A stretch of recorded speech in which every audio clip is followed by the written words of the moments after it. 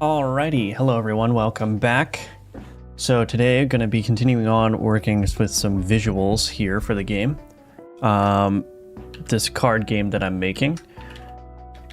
And I might also experiment with, I mentioned yesterday that I thought maybe I'd try a different faction that you'd be fighting. So like maybe like a human, non-undead, non-necromancer faction. So I might experiment a little bit with that today as well. I still have to figure out how to generate compelling combat encounters, which I kind of need to get my head wrapped around that because that's a big part of the game. And I think that's going to be required before I can really, I think I need to nail that down before I can really start adding the extra sort of features onto the game. So do some visual work today, maybe play around with that a little bit and see how that looks. But before I get into it, I want to mention again that Gunforge is available for sale. So if you want to support my work, please check out the link in the description below. You can purchase it now, or you can wishlist it if you'd rather wait for a sale. I also have my Udemy courses available, so if you want to learn how to build a complete game in the Godot engine, you can check those out. Those are also linked below. I've got a C# course and a GD script course, so you can check those out if you're interested. Hello, Craig. Welcome back. Good to see you again. So I actually think that that's what I'm going to start with today, is like starting a new faction. So these will be non-player cards, and maybe I'll just create a couple of them and then I'll see if I can get it to generate some interesting combat encounters. You know, I might have to...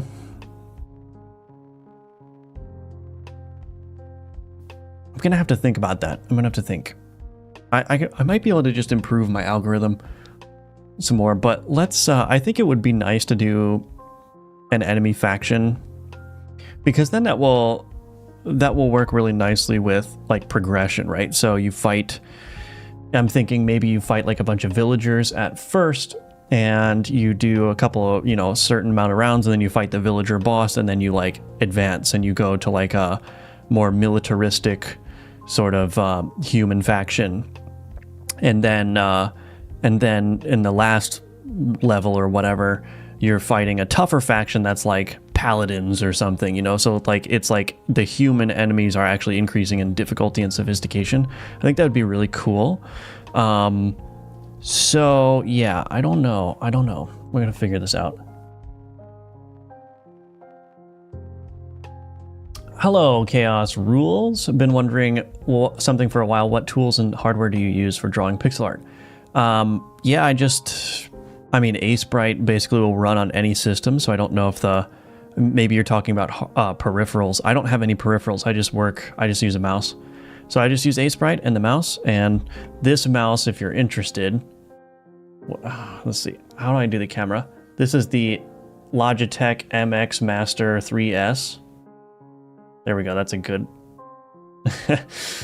this is the mouse. It's like $100 US, but it's the best productivity mouse I've ever used. It's wireless. It's got a side scroll wheel. It fits really nice in the hand.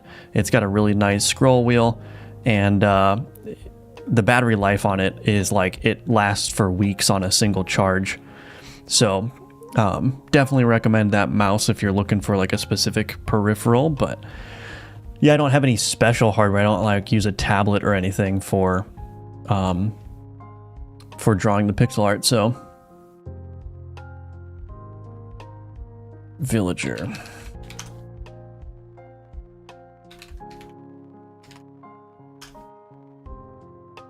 What's your plan with the multiplayer setup? Are you looking at using Steam's Relay? Well, I don't think I'm going to do the multiplayer game anymore. I would have used the Steam networking for sure. I had the whole project set up with like Steam and Steam networking and Godot Steam and everything. But yeah, this game that I'm working on is not going to be multiplayer. So, but welcome back, Mornay.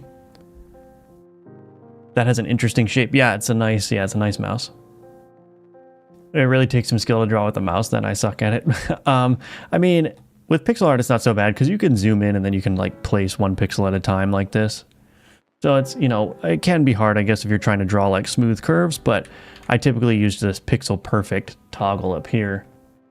And then that makes drawing smooth pixel curves much easier.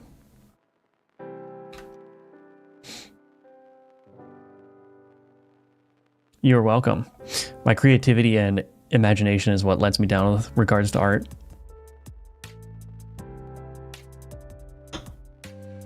Yeah, that can be an issue. Sometimes you just don't feel the inspiration.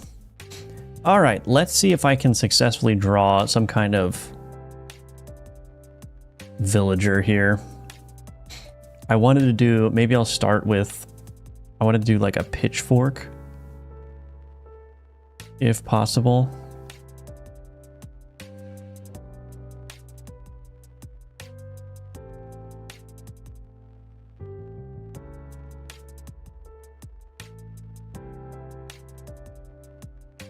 So maybe get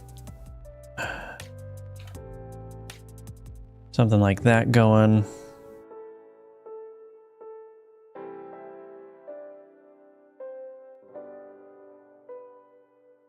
Okay, I think that'll work. Maybe.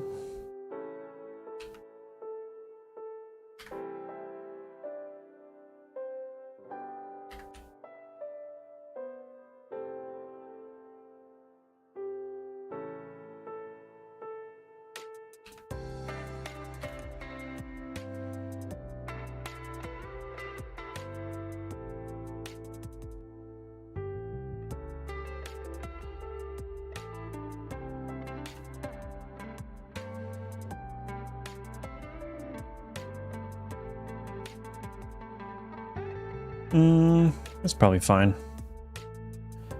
That's probably fine. Okay, so there's my pitchfork. Kind of like a pitchfork thing. Okay, now what I want to do is... What do I want to do? I don't know. I want to draw like a straw hat, maybe. Try to draw it anyway.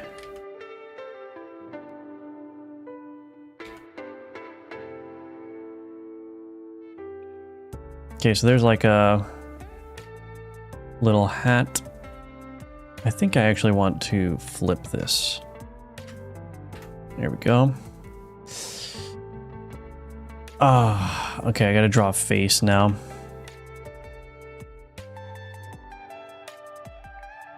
How am I gonna do this?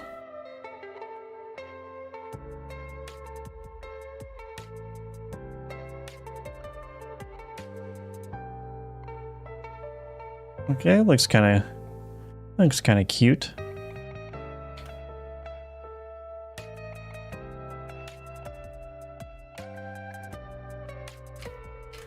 I don't want to, let's see.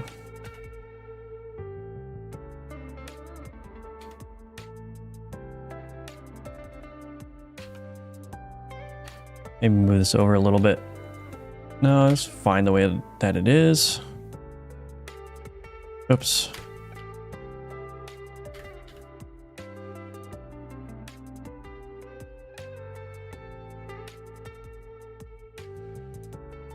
Problem is there's just not a lot there's not a lot of space in here. I might have to figure out what to do. I'm gonna do this. Sprite canvas size. Let's just make this super big real quick and move this out for now. Focus on the little villager first, and then I'll put the what you call it in. Wow, I'm struggling for words today. I don't know what's going on.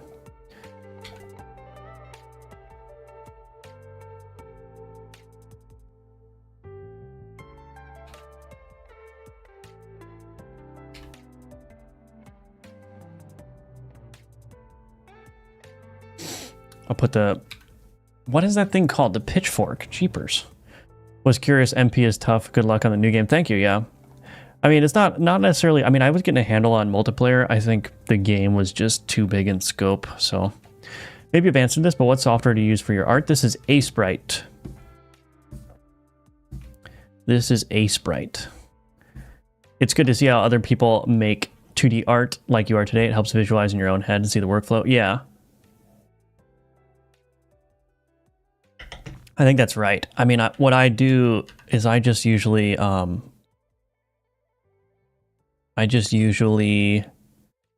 draw the shapes and try to get the shapes working well.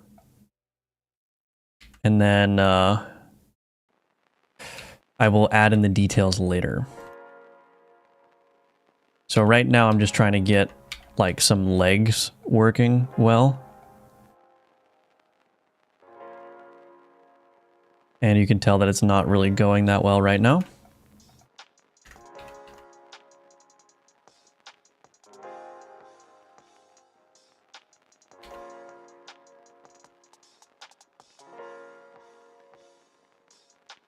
The tricky part is putting in the barriers.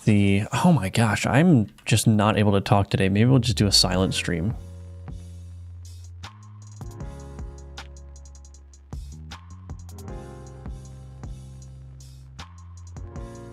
I'll give them clogs.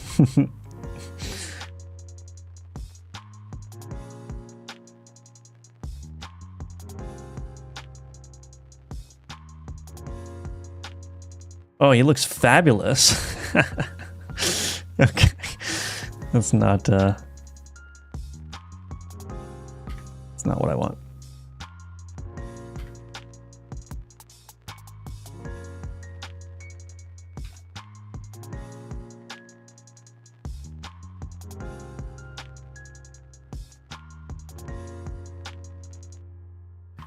So I'm just trying to get the shape working. This is not working at all. Okay. I'm trying to give him like overalls. I don't know if you can tell. I'm trying to give him overalls. Maybe if I do, let's do this. Do a little belt.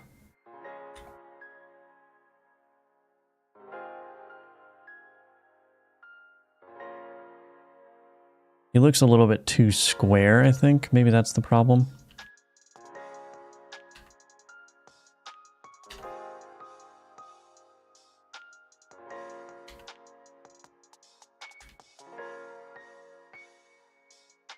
Okay, this is starting to look a little bit better now. So kind of give him a belt. That will help differentiate his legs a little bit. I might not even need to do feet. I might just be able to get away with doing something like this.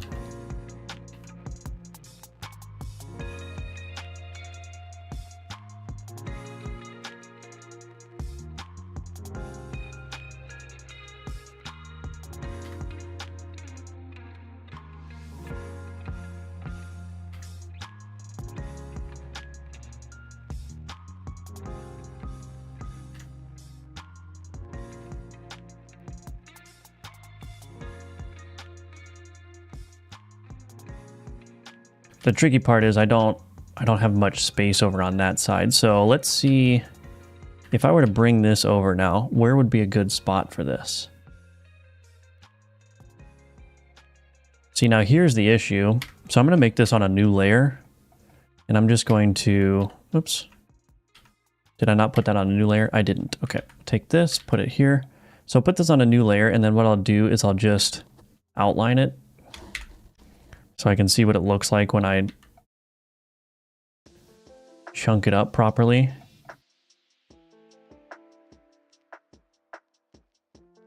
That might be too much detail. I wonder if, you know what I could do? Maybe I could do a more vertical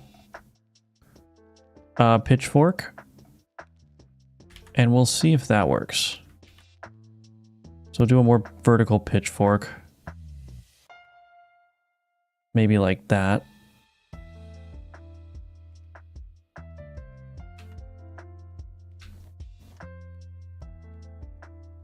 It's very rough, but I just want to see what this looks like.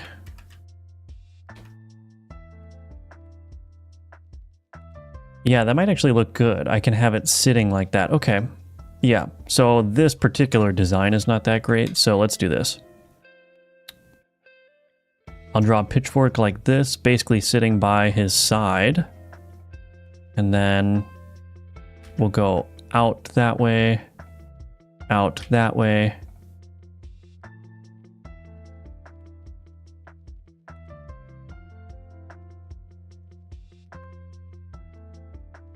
Now here's an interesting problem. I think I might need to do this. Because there's a couple of rules I'm trying to follow. This basically needs to be black, so there needs to be a black outline and inner padding in here. In other words, I don't want any of these colors to rub up against the border here. And then obviously there's a bunch of outlines around here as well. So I'm actually going to go ahead and delete this one. Let's do an outline now. Okay, so now I've got this, which looks pretty nice. I might actually chop it off a little bit. Okay, so then what I'll do is I will... Actually, I chopped it off a little bit too much. So then what I'll do is I'll do this. Okay. Okay, so now we got a pitchfork. So now what I can do is I've got this arm coming back here. So what I'll do is I'll take this and shoot.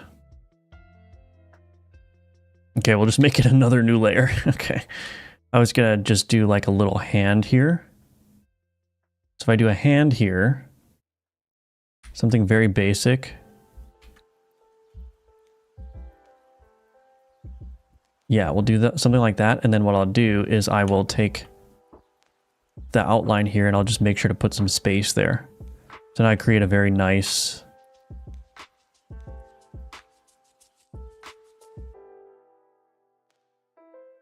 And now it looks pretty good, actually. I wonder if I should do this. This part looks kind of weird because it's being cut off by the side, but I think that's all right.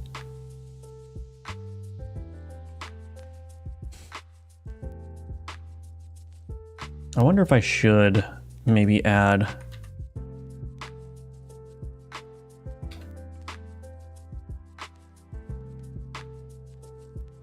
Okay, it's fine.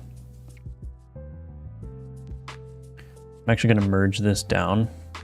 Okay, so now we've got this as like its own thing. Okay, so now I'm going to start adding some details here. I'm going to start doing some shading, which I think will be pretty easy, but we'll see.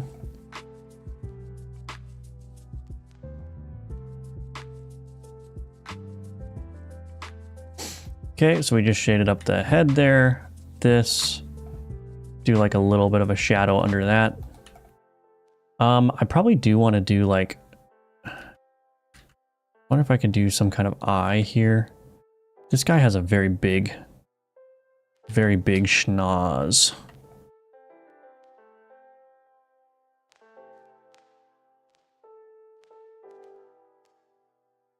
That's probably fine.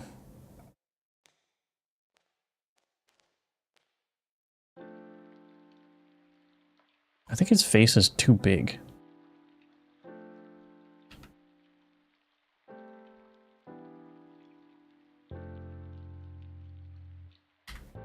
It's fine. It's fine, I'll just roll with it. So now the problem is I don't really have...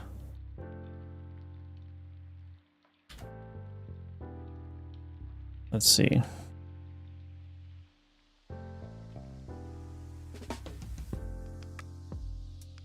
Don't really have a good way of doing an eye here.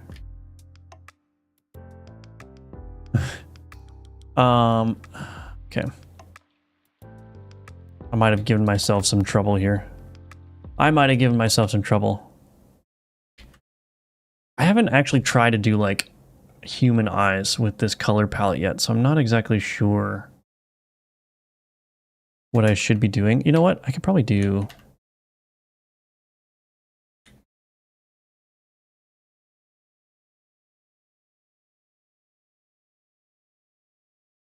something like this, I don't know.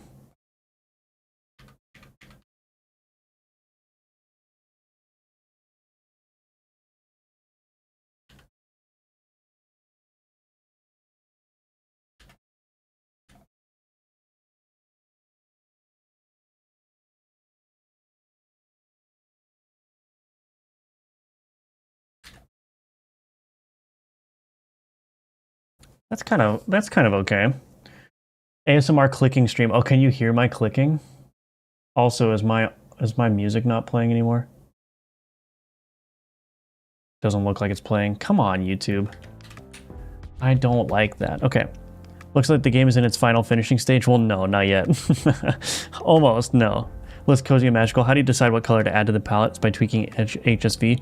So I'm using a color palette that is pre-made, so from low spec. But I do know a couple of rules for choosing colors. You definitely want to use the HSV sliders. This is in my pixel art tips video, which you can watch on my channel if you're interested. It's a lot of people that are new to pixel art make this mistake, which is that when they want to do a shadow or a highlight, they just make a lighter version of the same color, which is actually a mistake if you're trying to do vibrant pixel art. It just makes everything look bland. So when you're trying to do a shadow, what you actually want to do is you want to hue shift the color. You want to make the color darker, but then you also want to hue shift it towards purple. So you're actually changing the color of the shadowed part, the shadowed color, and the opposite is true for highlights. You want to move your highlights more toward yellow, hue shift them more towards yellow. So you make them brighter and move them towards yellow. And so you can see on this color palette that obviously the highlight color is kind of like this cream, but then it's like a green, like a light green, and then like a blue kind of color. So these are distinct hues, but they all kind of feel like they're part of the same gradient. When something's like up here, this hat, it's got the base green color, and then here's the highlight, which is a completely different color, and then the shadow is also a completely different color. And then you can see the same thing here. So you've got orange, then red, then purple, then like a really dark indigo here. So yeah, definitely that's one of the best ways you can make your pixel art very vibrant, is by doing the hue shifting. But I'm not making this palette, so only just started. Yeah, look like you're having fun compared to the coding streams. Well, yeah, I guess there's less to think about here with the art. It's either looks good or it doesn't, you know. Thank you, Snupbill, for your IDR 10,000. With the message yummers, very much appreciate that. Thank you. Always appreciate it. Welcome back to the stream, Snupbill. Pixel limitations can be difficult. Yes, indeed. But that's part of the good thing. The best hand model in pixel art is 2x2 square. Yes. Good morning, Christopher. TGIF. Yeah. I mean, with me being my, self-employed, Fridays don't mean anything to me anymore, but I'm happy for you that it's Friday. The art tastes like apple and cherry gum for me. That's interesting. Yeah, I can see that. Congrats on the release, man. Hope it's paying off. Thank you, Beat. I appreciate it. Yeah, Gunforged is, I actually just got my first check deposited to my bank. When was that? Yesterday, I think. So it was good. Nothing too impressive, but for my first serious commercial release, I definitely think it was good. And it was, it's because of all of you that it was successful. So thank you to everyone for supporting me. And yeah, we're just gonna keep trying, This is probably gonna be the last game that I make, and this game is gonna determine whether I go back to the normal workforce or if I can continue to make games. So we'll see. I'd be fine either way, honestly, but I would much rather make games, obviously. But software engineering isn't the worst job in the world.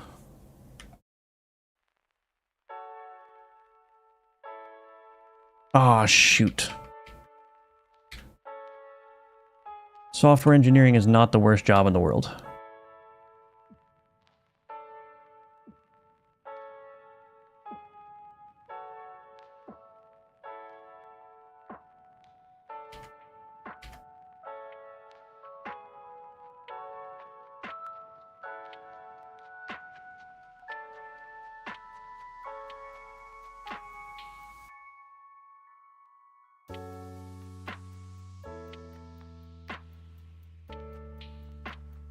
This looks kind of weird, but actually, you know what I might do? Make this, make that. I think it's fine, honestly. Okay, so now we'll do the pitchfork here. Pitchfork is going to be a little bit harder.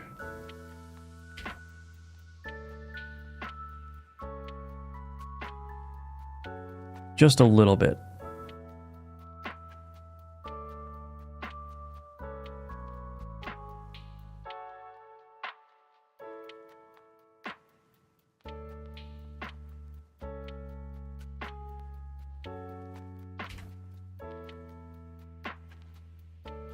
I don't think the green works. I wonder if I change these colors here. If I make that dark purple, make this red, and then I can make the highlights up here that orange color.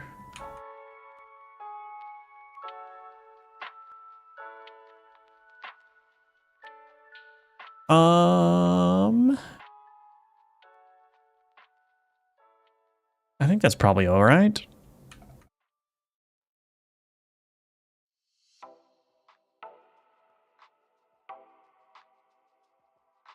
Don't want to go too overboard on the purple. I think that's probably good. This here looks a little bit weird. Wonder if I could get away with making it look like a beard a little bit.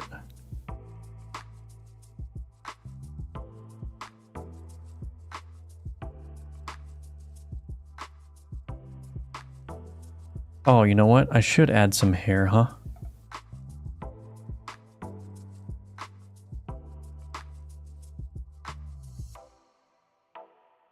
That does not look bad, actually.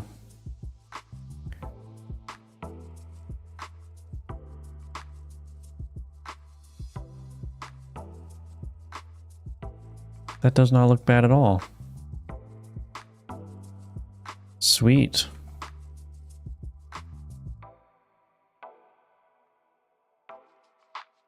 Do I want to get rid of that? No, that adds some good.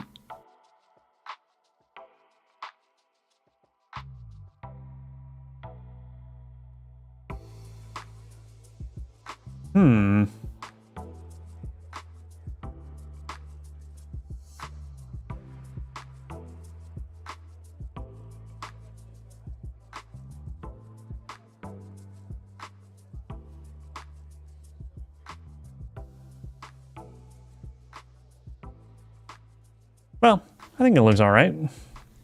Hope I can be in the same spot someday. I don't want to quit my day job, though. Yeah, it's not a good idea to quit your day job if you're not. I mean, I've mentioned this before. The only reason I can do what I'm doing now is because, number one, I had income from the Udemy courses, which is like helping like keep me afloat to some extent. But also, I have quite a bit of money saved up in investment accounts and whatnot. So in the absolute worst case scenario, there's no possible scenario where I can't like pay my bills, right?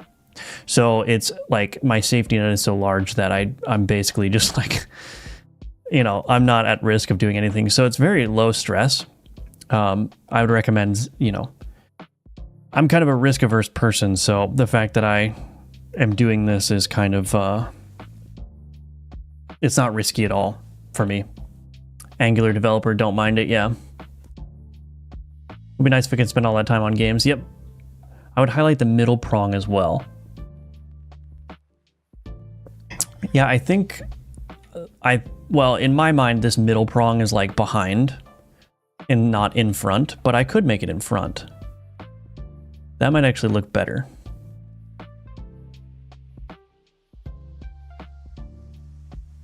Yeah, I like that. I like that. Okay.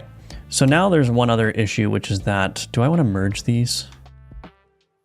I think I'll save this as villager.asprite so I can preserve the layers here. Okay. Anyway, I need to crop this back down. And then these here need to be, oops, flip and flip. And the reason I need to be flipped is because they should be facing the player, right? I'm just used to drawing things facing a right orientation, so that's the reason I drew it that way. Okay, so there's our villager. I think it looks fine.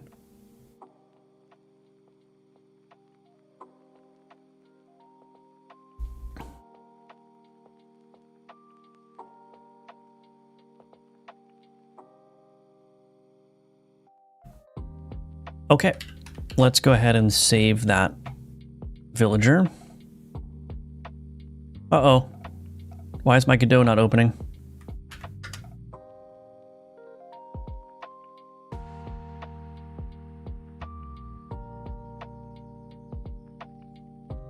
Okay, that was weird. All right, so let's go to card. Let's see, resources, data, card, create new resource, card definition resource, villager, dimensions 1 by 2, art, villager. I almost wonder if I should keep it facing to the right and just have like a flip option or something. Maybe I should do that.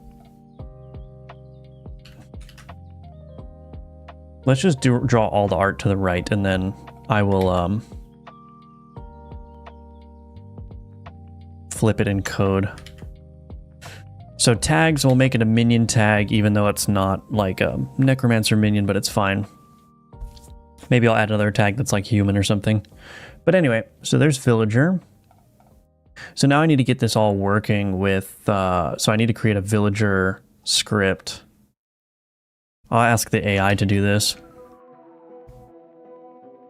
Create a new card script in @card.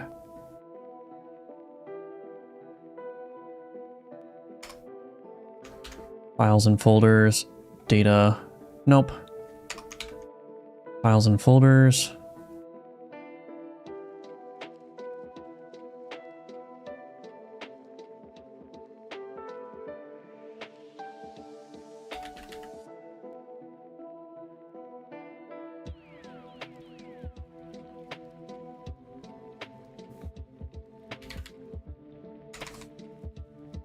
Why can I not tag this? Scripts data card, yeah. Oh my gosh.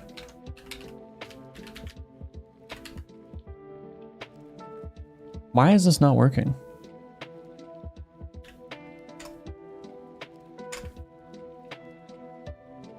Oh my gosh, okay.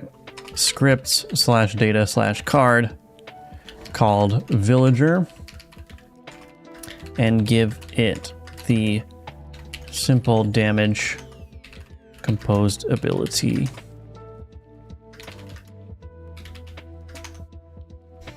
See if the AI does this. Yeah, I think you're right. I think it should be uniform. Hello, iCode stuff. I just bought the Survivor's course after wanting to switch from Unreal Engine to Godot for ages. Loving it at the minute. Awesome. Glad to hear that. Welcome to the stream, by the way, iCode stuff, and thank you for purchasing that. Yeah, I'm glad to hear. I need to update the course, but I don't have time. It's not completely out of date. Like, there's just some tile map stuff that needs to be updated, but simple damage 1, nice. I'm actually going to get rid of this default magnitude here. Okay, so now we've got a villager. So what I'm going to do now is, I think what I'll want to do, I need a way of delineating whether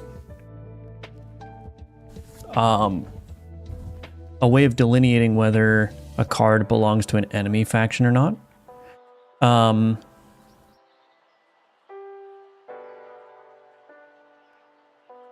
So maybe I'll do that. Export private public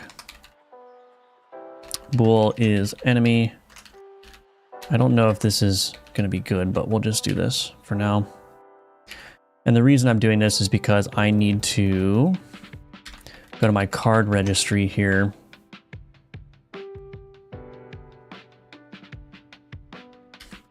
Actually, card loot table manager. Pick cards is enemy. So card loot table. So what I need is I need like a private read-only dynamic loot table, enemy card loot table.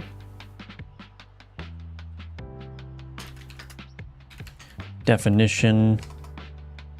Let's go to card registry from ID. If card definition resource dot is enemy, enemy card loot table dot add item, card registry dot, or no, we can just do the card definition resource 10.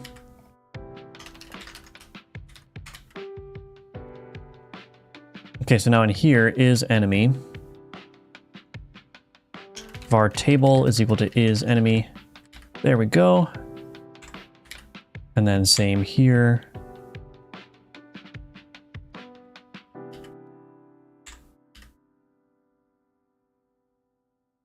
What?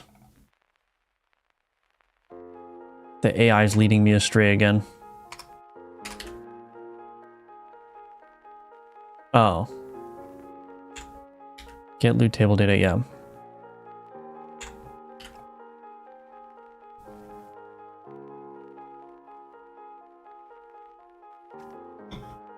So basically, based on this is enemy flag, it will choose which table to loot from, to grab items from, and then we can go forward. So now, I think not chosen cards dot contains pick cards. Oh, this might be a problem.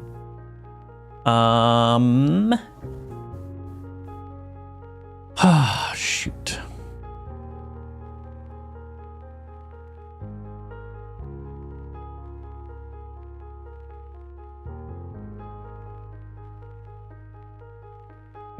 Bool prevent duplicates.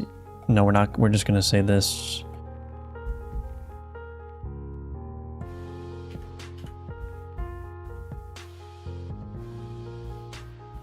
I really don't like adding arguments like this, but prevent duplicates. We're not going to give that a default value.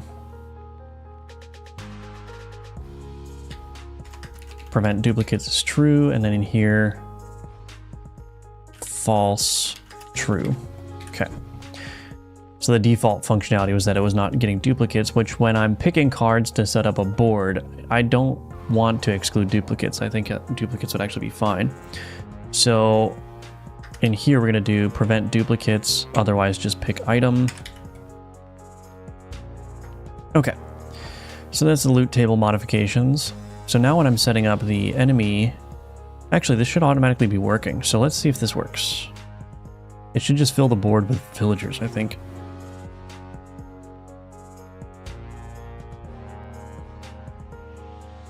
Nope, it didn't work. Object reference not set to instance of object. Card loot table manager 26.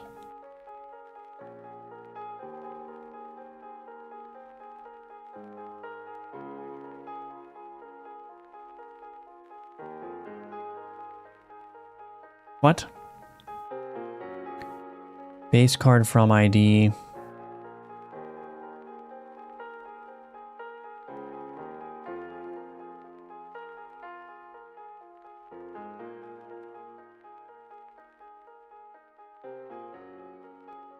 Where was this called? Run Manager 64.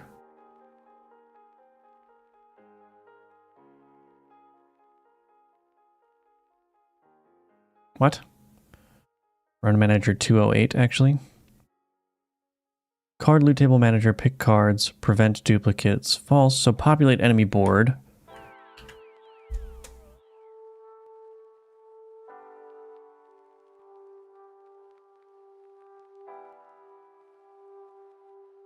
Oh, all IDs. No, that should be fine.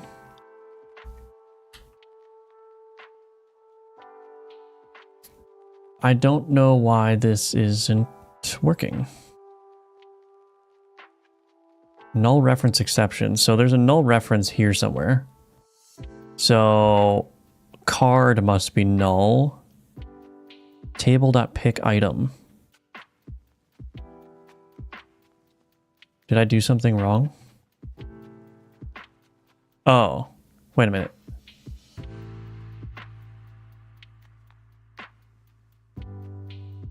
This should be card definition resource. Is this wrong? gd.print. We'll just see if that gets added.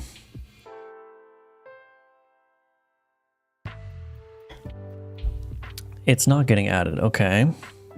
What? Is the loot table not being set up? Set up loot table.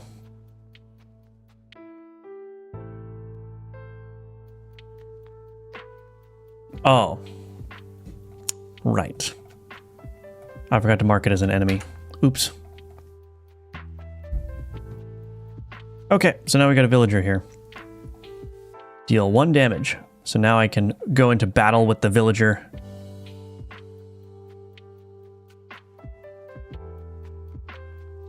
Make the villagers rather slow too.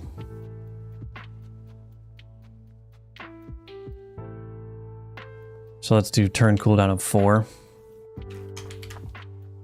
Okay, so now I want to do a flip. How am I going to do this?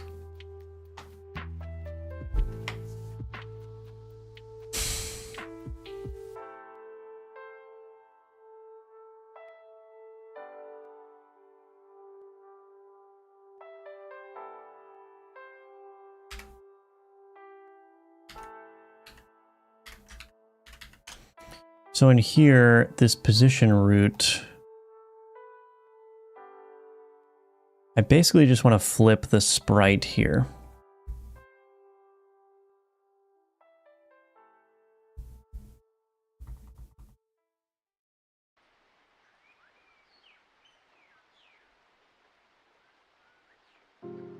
Is that actually going to work? Hold on. Villager, boom. Oh yeah, that'll work. So I can just turn on flip H, but I need to get that data into the sprite somehow. So let's do this. In my board, I'm going to add a configuration item here.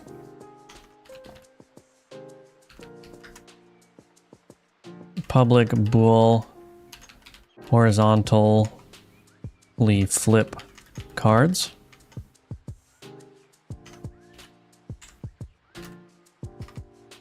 I'll just make this public, it doesn't matter.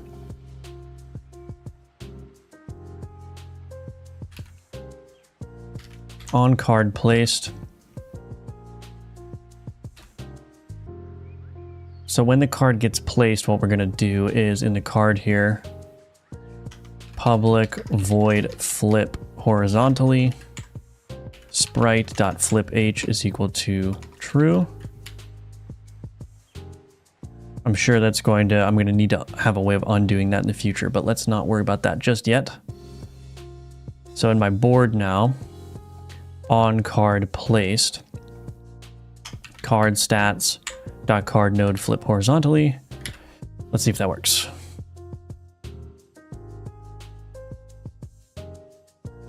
Okay, now the villager is very nicely. Oh, it's flipping this one too. I need to do if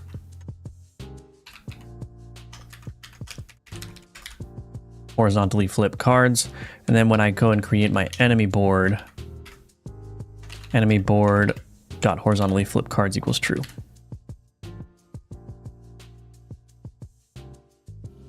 Okay, so now we're all good to go, and I can enter brutal combat with the little villager guy here.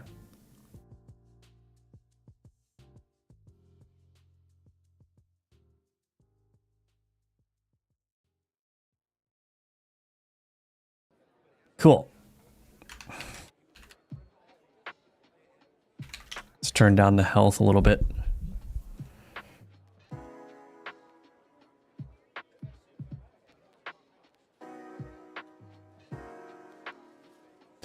Sweet.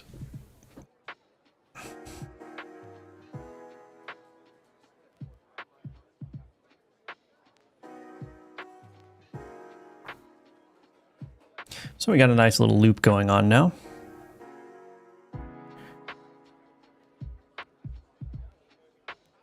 Ooh, now there's 2 villagers. Okay, so this is, yeah, I think this is looking all right. So maybe we should add some more enemy cards so we can get a better feel for this. Maybe we'll do like a, I don't know, can I do like a, I'm kind of curious. Maybe I'll commit this first. I just want to add a variety of enemy cards just to get a feel for it, because I'm not entirely sure I want to go in this direction yet. My initial idea was you would just fight any cards that you can get yourself. It's like you're fighting other necromancer alchemist things, but I think that it would be easier to design the game if I just made simpler AI cards rather than trying to figure out how to make all the player cards work together nicely, but we'll see. Got to do a lot of work with it still. Okay, so added villager. Let's do card background. Let's do like mutton or something.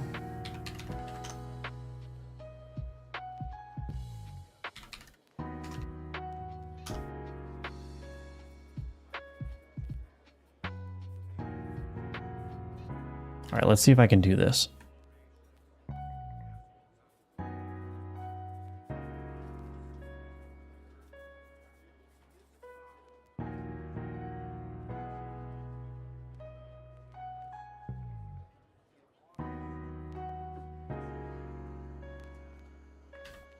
Oops, I should have drawn this on a separate... I should have drawn this on a separate layer.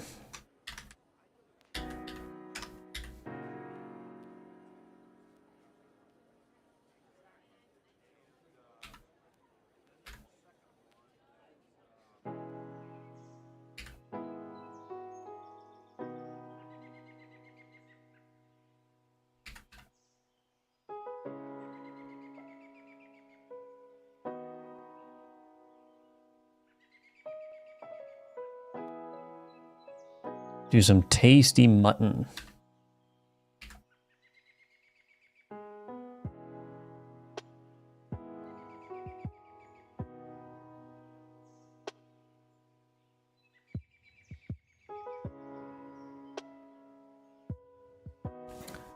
I'm not actually sure how I'm gonna do.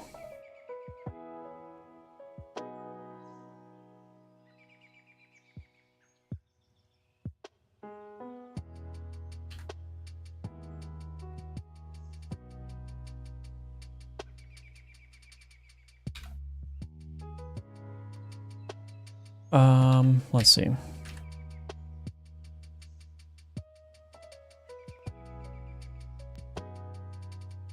That looks decent. Wonder if I could do this to create a further separation. No, that doesn't look good. I might... Well, that doesn't look quite that good either. Okay, well...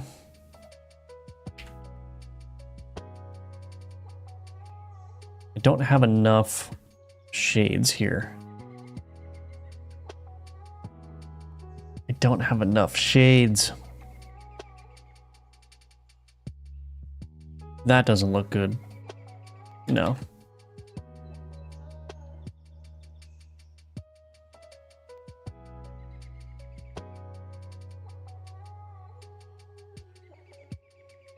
I don't know how I'm supposed to give this texture.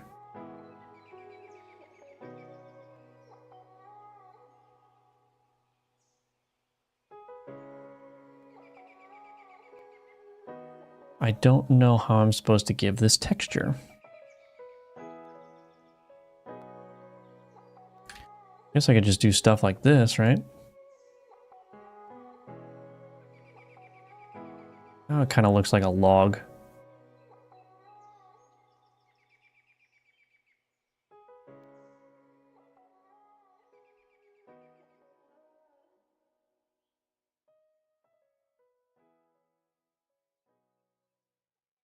No, I don't know.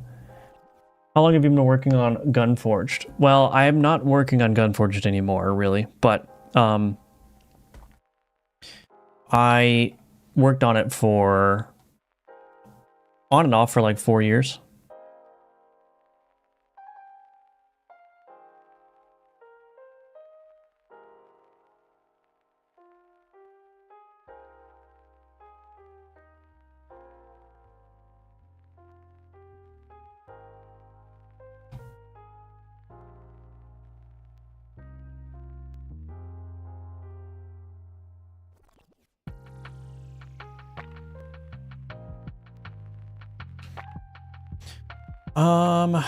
Let's see. I wonder if I should add.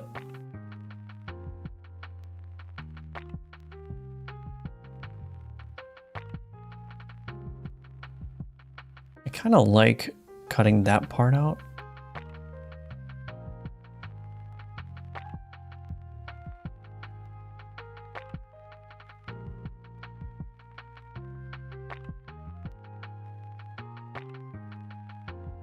I think maybe this needs to be dark.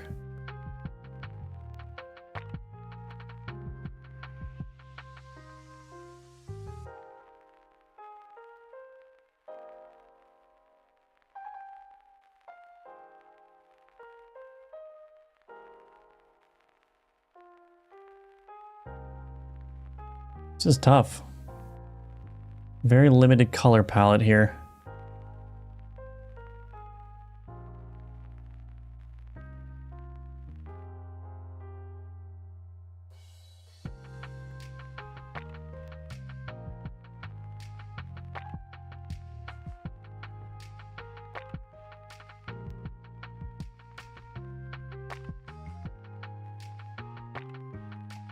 Well, that's probably fine. You go for a more mutton chop shape, yeah. I was thinking just like a slab, though. But darker, I don't have a darker red. These are the colors. You see all these colors? These are the colors that I have. Realistically, it's just 1, 2, 3, 7 colors, because the black is like different. So I have 7 colors to work with.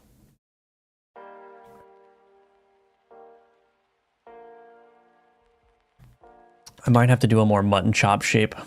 That might be the only way to do it. I was kind of trying to avoid the sort of cliche, but if I have to do a more cliche shape, then I will. I'm not above that.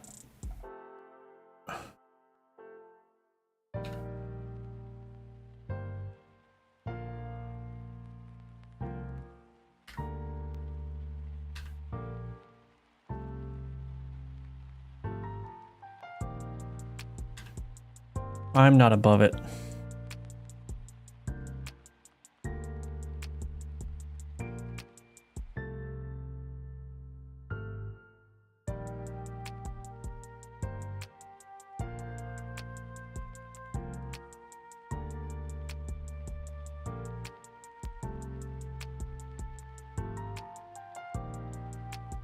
Maybe have like a bite out of it. Can I do that? Would I be able to effectively communicate that?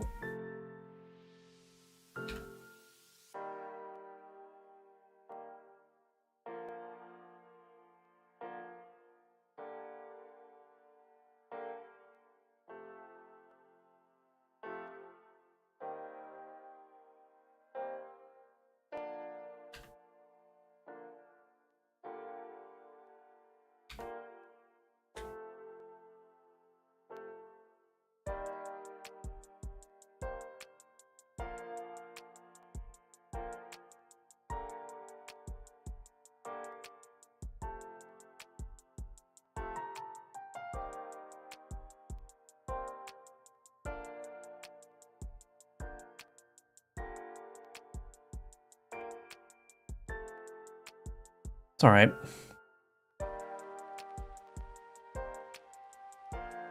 It's all right.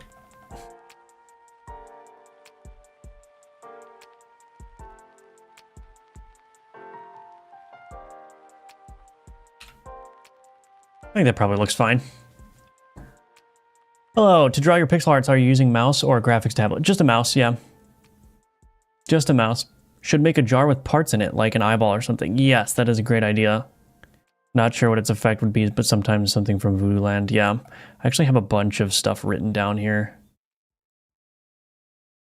So let me do eyeball. I like the idea of an eyeball. I already have stuff with like jars, so I don't want to make too many jar things, but like an eyeball would be really cool. That's a good idea. Okay, so I've got my mutton here. Let's go ahead and create.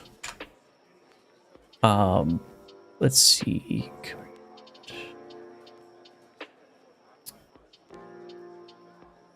New card definition resource. Mutton is enemy.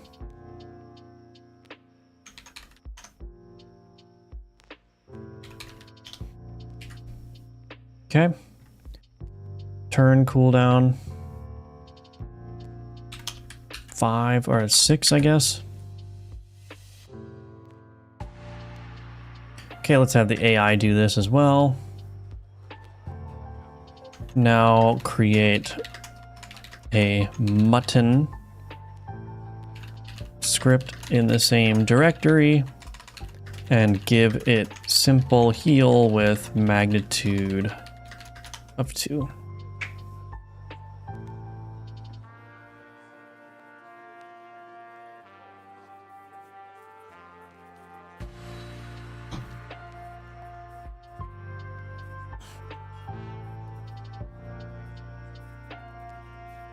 Okay, let's see what it did.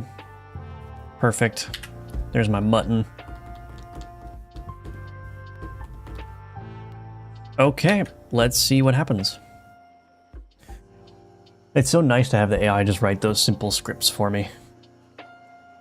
Okay, I'm gonna keep restarting until it actually generates a mutton.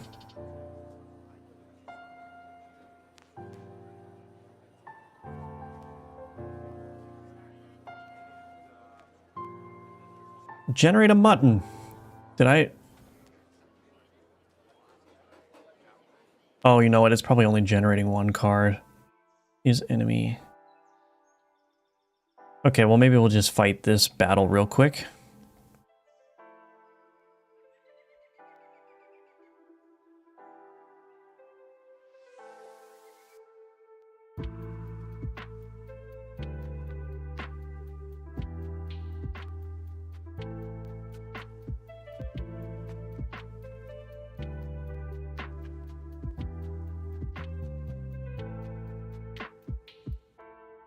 Take another skeleton, why not?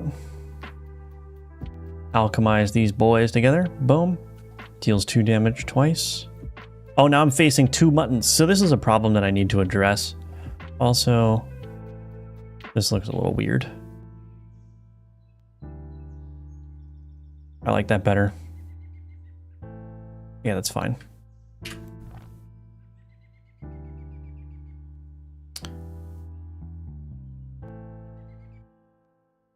Okay, anyway, so now I'm just gonna fight 2 muttons. So this is one of the problems, is like these only do heals. And so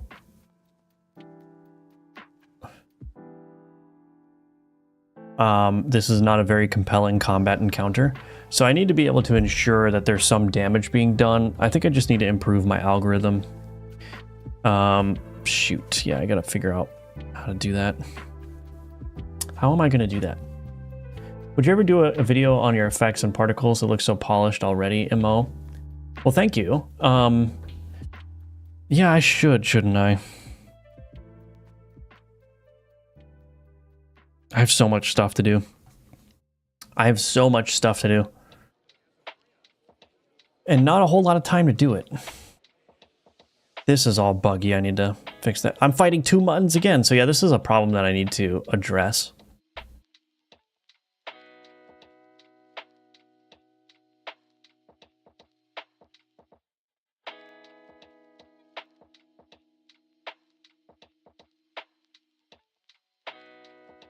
Yeah, I don't know. How do other games handle this? I know that like Slay the Spire, the encounters are generally the same.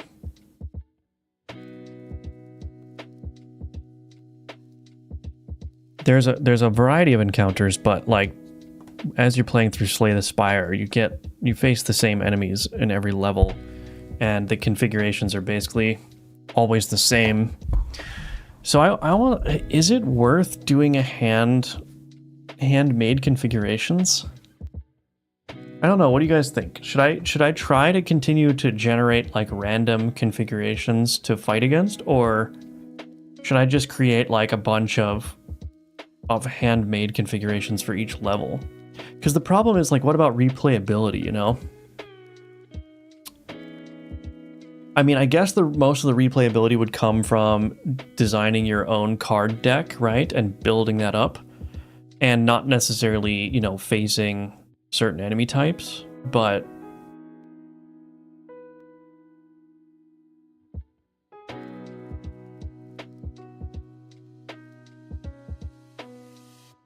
I don't know. How is the mutton resource getting attached to the mutton script? That's a good question. So I'm actually doing something a little bit wonky with that, which is that if I look at my card definition resource, there's a reference. So a C# script in Godot is a resource. So you can actually load the C# script as a resource, and then you can instantiate the C# script by doing C# script new, passing your constructor arguments, and then casting it to the proper type. And so what I'm doing here is I'm automatically loading the script in the script path based on the ID of the resource. And as long as those IDs are the same, it will load a reference to that. And then when I say 2-card instance, it instantiates that script and returns that reference. So it's like, yeah, it's just being linked up based on the IDs, but it's pretty cool. Do they have tags? Like mutton would be tagged with health, and you can ensure that enemy board is generated with at least 1 damage tag. Yeah, so I can do that for sure, but it's a question of the algorithm. Like if I've got, I probably want to have some kind of damaging thing, but then if there's like other buffs, if there's other cards that provide bonuses to the adjacent cards, you know, like let's say that there's a, I don't know, a village executioner or something who does more damage when he's next to a villager. I'd have to have the algorithm figure out a way to place those cards so that that can happen. Yeah, Slay the Spire does have handcrafted encounters. I think they just have a variety of them, but then like, you know, like there's no randomness to it. Would a mix be okay? Maybe X locks are predefined, but there's room for randomly added cards. That is an interesting idea. I think there could be a new build with a healing and counter attack or something similar. Or do a default attack. Yeah. So in terms of the player builds, I want to make it so that way you can do like a shield build or a heal build if you want. I want to make it possible to just build around heal entirely, and so you're not really doing any damage, you're just out healing everything. But then I need to introduce a mechanic like in the Bazaar where after a certain amount of time, both boards just start taking damage, an equal amount of damage. And I think that I could do that. So have some kind of like plague or pestilence come in and just start like damaging everything. And that way that would enable you to like do a shield build or a heal build where you're kind of like a pacifist and you're just tanking everything, you know? You're welcome. Default attack with some number. Yeah, default attack, yeah. I think it depends on how many different encounters you want. Handcrafted would be higher quality.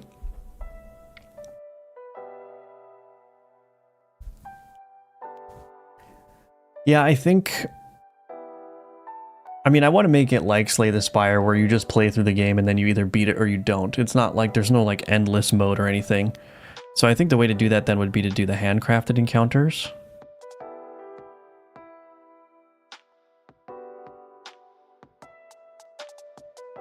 So what I'd probably have to do if I did handcrafted is create a bunch of handcrafted encounters for each combat stage. So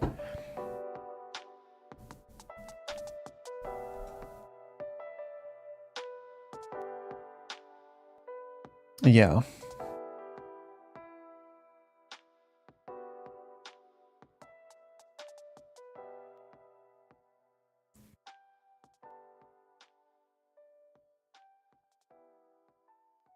I might do that. You know what? I might do that. I'm thinking about it. It's going to be a lot easier to reliably create a compelling game. It's going to be a lot easier to reliably create compelling gameplay with handcrafted encounters, maybe with some randomness. So like I said, I could, instead of saying like you're going to fight the same exact configurations each time, it could either be that there are multiple configurations to choose from, or there's an element of randomness to it. Like maybe it can swap a card in and out, or maybe it can just add a card in an empty spot randomly. But then like, so yeah, have like a core encounter design that's just always consistent, and then I could use some randomness to fill in the remaining parts of the grid. That might be a good idea. Like, who was it that made that suggestion? Oh, Potrill. Yeah. So I think that would be a good description. Sounds like a good idea to have a turn limit that could determine draws. Yeah. I think a turn limit is definitely like a good idea. Player testing game would give you a lot of predefined configurations. Yeah, I kind of have to figure this out. Oh man. I have to figure this out. Let's see.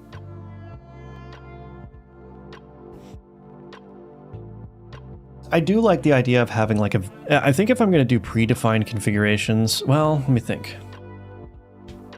Now I'm back to the question of, do I want to keep going down the route of having like villager themed item, like human themed items, and those are the enemies that you fight, or do I want to just use the pool of cards, like the players and the enemy boards can use the same pool of cards?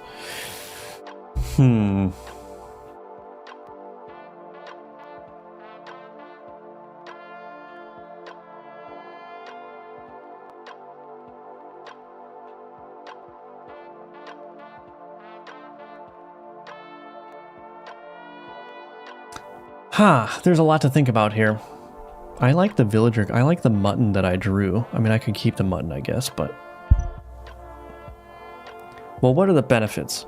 What are the benefits of having all of the same... So, the one option is you fight board configurations that use the same cards that the player can use. So those are the cards that I've already made, like the skeleton and all that stuff. One benefit is that you can... I mean, there's kind of a benefit in which, like, the player can see a card that's particularly powerful that they have never seen before on an enemy board and be like, ooh, I want that. I want to keep playing until I get that, right? So that's one thing. The other thing is that you already know what all the cards do, or you can gain a familiarity with what the cards do. So coming up with a board that can counter an enemy board becomes easier because you already know, oh, that card does this, and so I need to plan around that. I mean, you can still figure that out with the villagers, I suppose, or the humans, but... Okay, so what's the benefit of doing like a separate villager theme? I think thematically, maybe it makes more sense, because then it's like, you're this necromancer, alchemy guy that's like fighting against the humans, right? And so that thematically makes more sense. I think there's an element of novelty, so it's kind of the opposite of the point I just made, which is that there's an element of novelty where there could be villager cards that you've never seen before that you have to read and understand and that you can't ever use. So they could have like truly unique abilities that the player doesn't have access to. So yeah, I don't know. Maybe it would be a good idea to start with using the pool of cards that I've already made. So I think that's what I'll do. I'll start with handcrafted encounters using the pool of cards that I've already made. And I'll see how that feels and see how that goes. And if I think that thematically it would make more sense to go to a human faction, then I can just use that handcrafted system that I've built and just replace everything with villagers or the human faction. So I think, okay, so we'll do one thing at a time. So what I should do is I should play test handcrafted encounters first. And then I can go on with the theming or additional cards or whatever. The thing that's kind of like I don't like about handcrafted encounters really is that as I add more and more cards to the game, I'm gonna have to keep revisiting the encounters that I've already crafted and like redesign them or add to them or something, which is not necessarily a problem, but there's something appealing about having like an automated algorithm that can just like take the pool of cards and generate something interesting. But then that can be kind of weird too, because I might want a progression, right? I might want to like have very basic items to start, and then as the game progresses, the enemy boards are using more and more complicated items, which would be easier to do with a handcrafted mechanism. I'm just gonna try. I'm gonna try it. Maybe we should work on that now. Maybe the remainder of the stream, I'll try to implement a handcrafted board configuration system, and hopefully that can get to a point where we can test it. I'm gonna keep the mutton though. I like the mutton. So anyway, add mutton.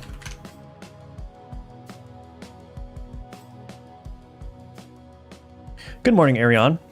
Villagers cards that are something a player would want to use can be special rewards as a rare event or something. Yes, I think that would be good. So if I were to use a different theme for the enemies, for the enemy boards, I think it would be cool to have some kind of, like you said, event where you could get a villager card that you normally couldn't get. And that would be like a special card, like a really rare card, right? That kind of makes the different theme. The other benefit of doing a villager theme is that there's just more art variety, right? So like if I just use the same pool of cards for both, you're just gonna like see the same thing every time. But if I'm using gradually increasing villager cards, I don't know, there's just more visual variety, I guess. And there could be, like you said, there could be like gameplay things to hook into, like being able to get a villager card in a rare circumstance, you know?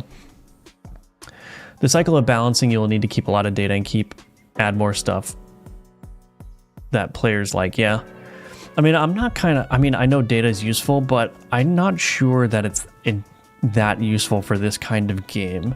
Because what I can do is I can just play through it, you know? I can just play through it and I can kind of get a feel for what's too powerful and what's not, but I don't know, maybe I'm overestimating my abilities. Maybe I should collect data. In any case, so let's go ahead and prototype a predefined board configuration system. Let's do that, and then, yeah, we'll see how that goes. I actually don't know how I'm going to design that system. What would be really nice is if I could make a tool that makes it really easy to design those configurations. I don't think I want to get too ahead of myself, but that would be really cool. I wonder if I could do that.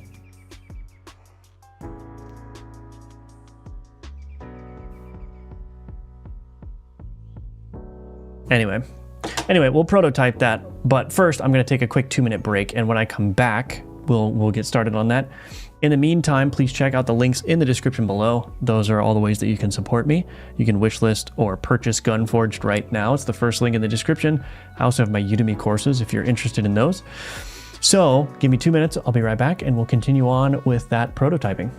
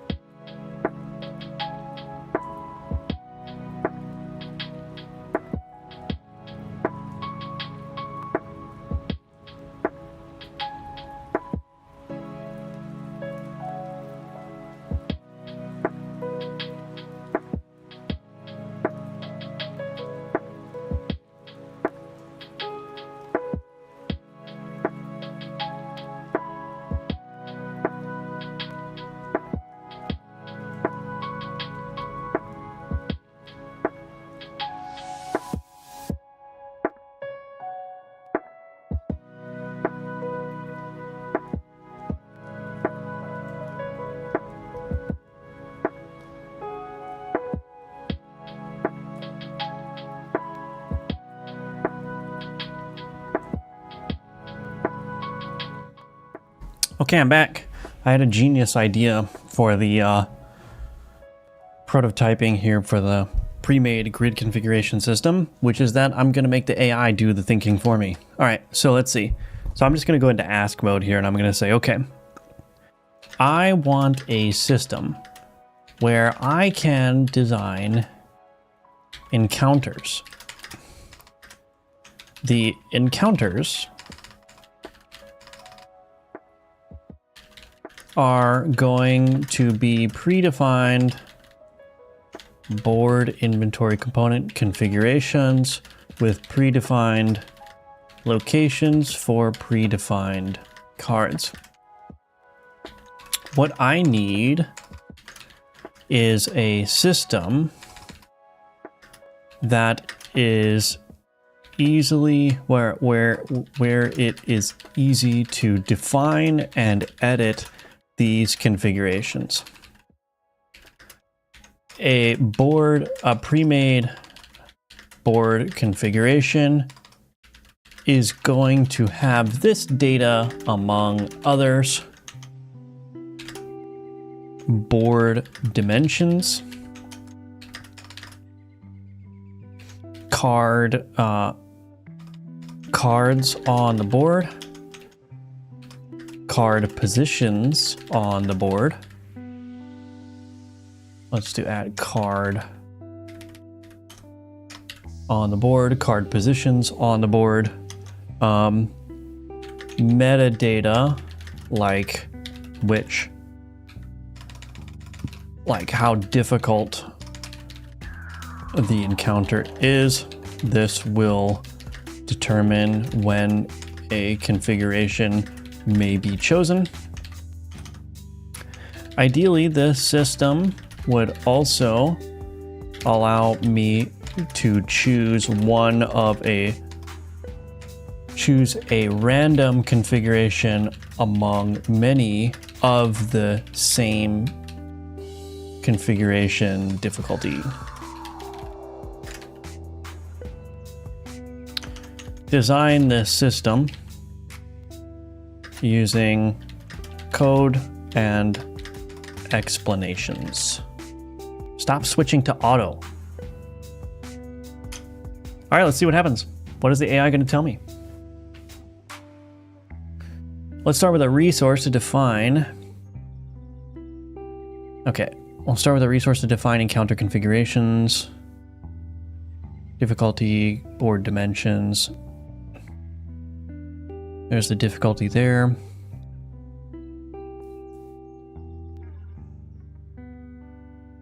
Generate board configuration.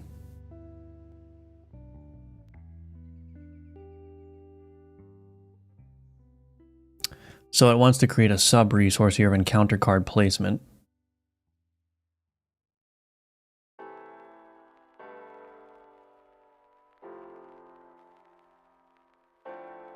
So it's just gonna load the configurations.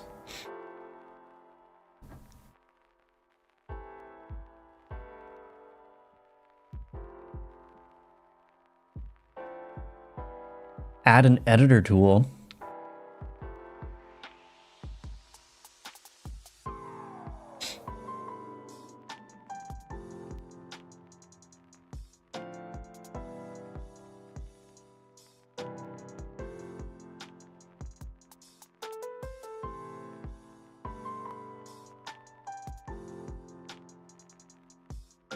Board inventory component, board preview.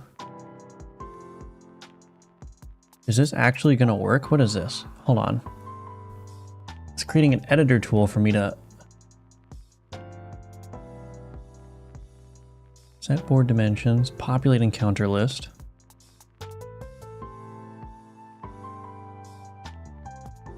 That would be kind of fun. I could make an editor tool.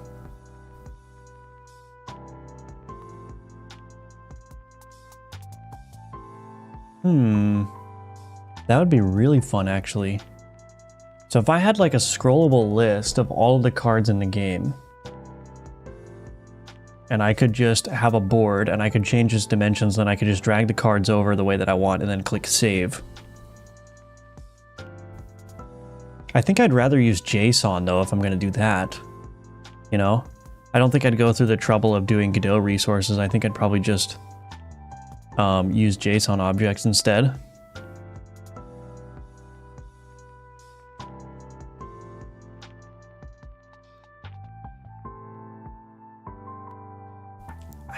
There's no need to make this super complicated, but at the same time, I kind of want to. Would it be that hard? Let's see. Can I open a native file dialog in Godot?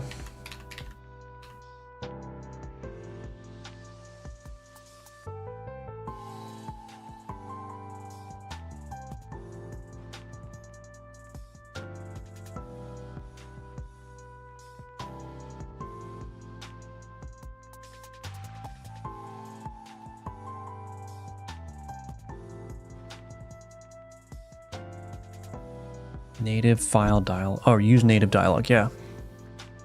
That would be nice. An OS native dialog would be used instead of a custom one. All right, let's, I'm kind of curious actually. Let's see. This should actually be relatively easy. So let's go to, let's just create a new, we'll do a margin container. Make this full rectangle like so. We're gonna do scenes. I'll create a new folder called tool, I guess. Board configuration editor. Okay. And then we're gonna create a new board in here.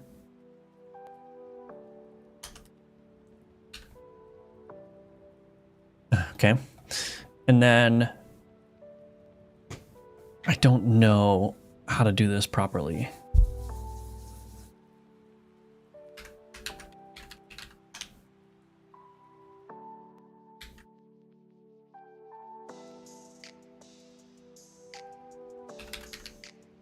Scroll container.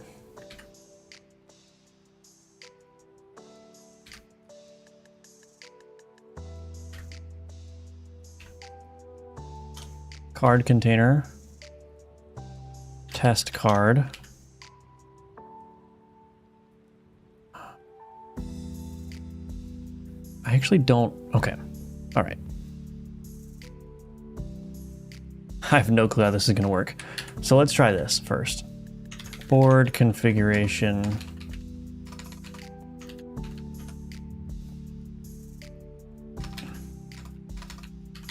Oh, I gotta create that. Maybe I should have put this in util. Whatever, I'll just do tool.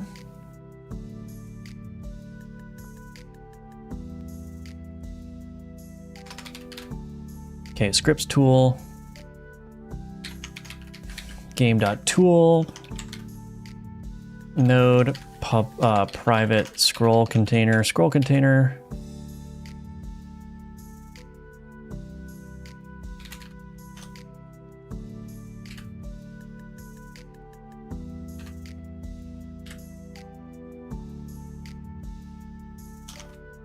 Public override void ready.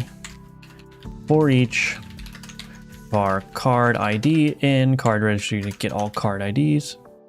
That's not a real method.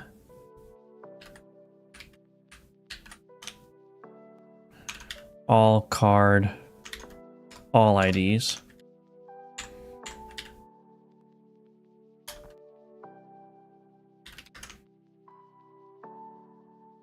Card stats is equal to new card stats, card definition resource.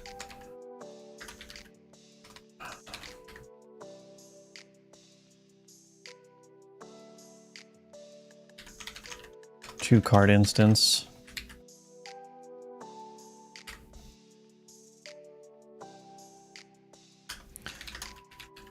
Card container is equal to, I need the resource preloader.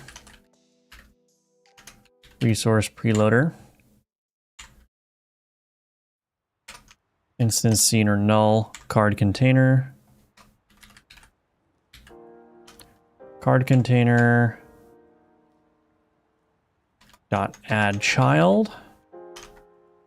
Card stats.card node, scroll container.add child card container. All right, let's see if that much has worked. So basically creating an entire scrollable list of all the cards, hopefully. Okay, it didn't work. But what is this? Oh, do I need to add... Maybe I'll just do a margin. Maybe I need to add a margin container.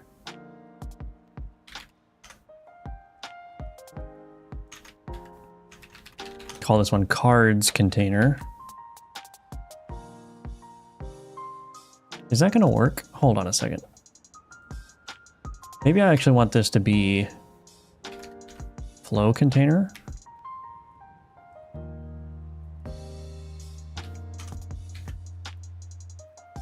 I don't know. Do I want to give this a custom minimum size? I don't know how this works. We'll just give it a custom minimum size.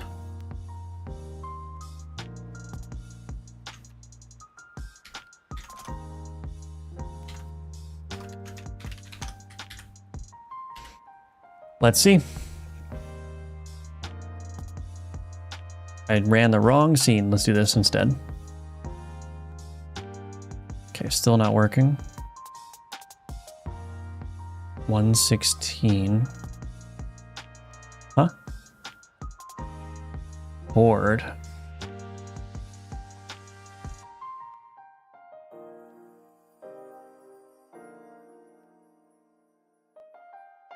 Get board manager, register board. Oh, this isn't a thing.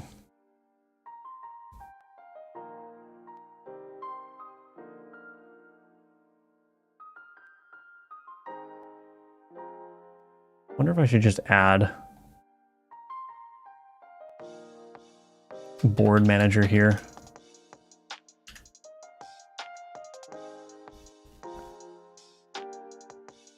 Okay, we still have no... Where are my cards? I did everything correctly. Where... Oh, these custom minimum sizes are not being updated. Oh, I need to call add card. Oh, silly me.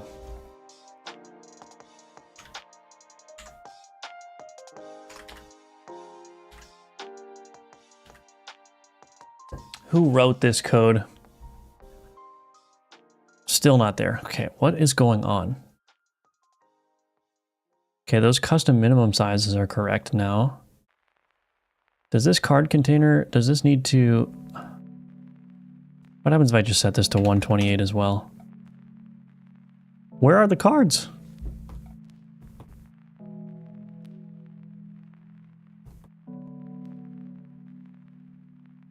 Where are the cards? Hello?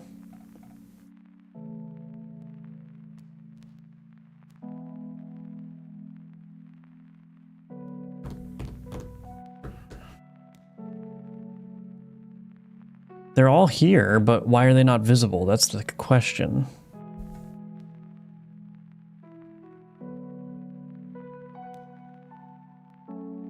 Oh, is my scroll container...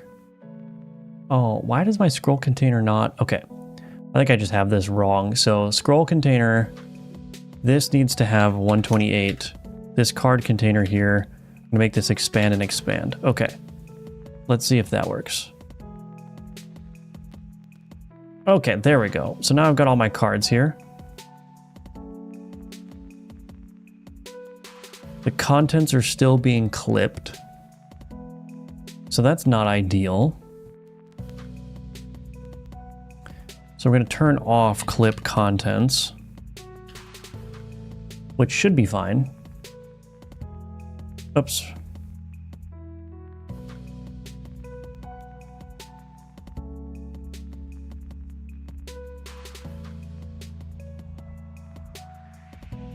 Okay, so this is not being accepted, so I have to figure that out too.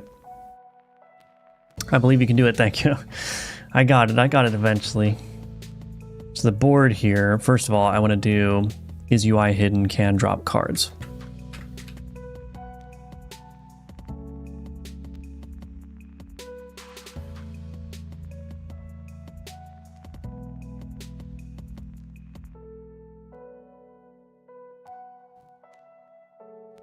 Okay, so now a problem is that when we drop a card, we don't want it to leave this configuration. This should basically just be copying. So whenever I start dragging this, I should copy a card. Or as soon as it gets placed, it should replace itself.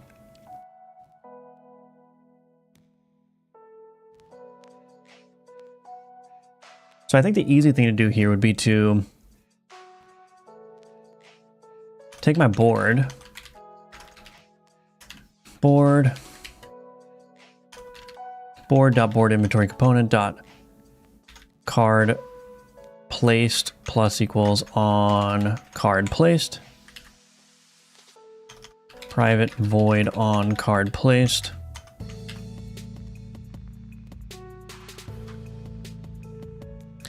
The problem is I'm not going to know which card container I'm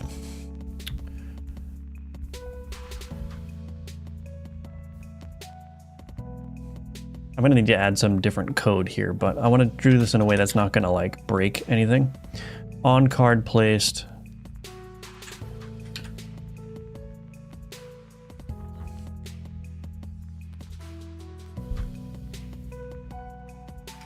What do I want to do here? Card stats, card node. I think what I'll do is I'll just do something very hacky here. This is a tool, so it doesn't need to be like perfect. So I'll just create a dictionary mapping the card stats to container. And then what I can do is I can say var container is equal to card stats to that card stats dot let's see. Now the problem too is that this tool is not going to work that well. Maybe it will. Maybe this is where an element of randomness could come in. So I'm thinking that the cards can actually increase in tiers as the game gets harder. So you could have a skeleton that's like tier 3 and it does 6 damage instead of the base 2 damage. But I think that's fine. I think this configuration can be used to define like the base configuration. And then what I can do is, depending on how difficult the game is currently, it can randomly assign tiers to all the cards. So this is just like a base layout tool. This is not a tool that says, here's the individual details about each card. I could still go in and add like random enchantments and stuff. I think that would be a nice, yeah, that would be a nice compromise there. So I can have like the randomness elements where I change like the tiers of the cards based on the difficulty.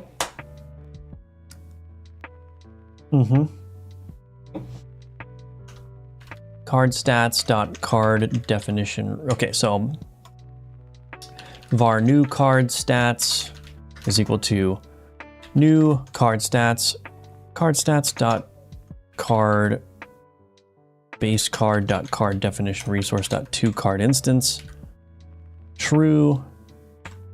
So I'm basically just duplicating it and reassigning that.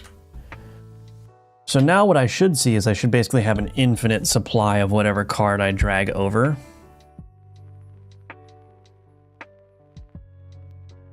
Okay, perfect. Perfect. So let's call this now board.center vertically. And I'm going to have this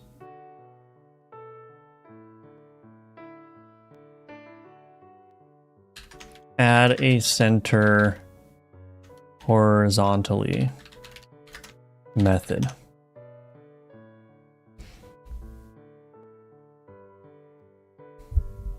This is where the AI is really useful, because then I don't have to make this edit myself. There we go. There's my center horizontally method. Board.center horizontally. Okay, so now the next thing to do is to maybe, I should stringify this perhaps. JSON stringify it, but let's see if this is working. I also need a way of removing cards from the board. I think what I'll do is maybe just make right click do that, or no. Argument cannot be null. Board manager 51.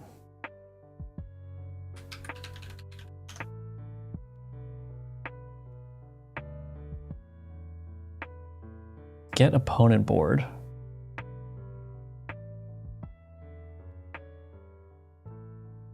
Oh, is this part of the... Oh, I see the execution content. Okay, I don't need to worry about that. I don't need to worry about that. Okay, so there's a couple things I want to do. I want to be able to change the board size as well.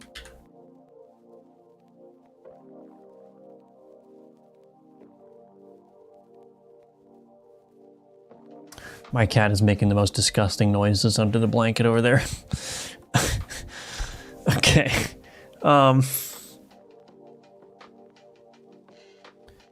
Let's add some buttons. Add a row button.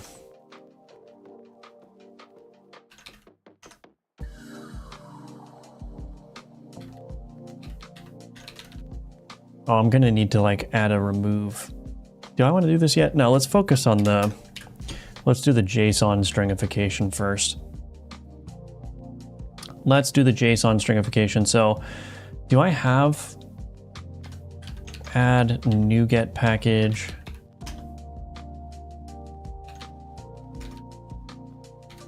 Newtonsoft .json.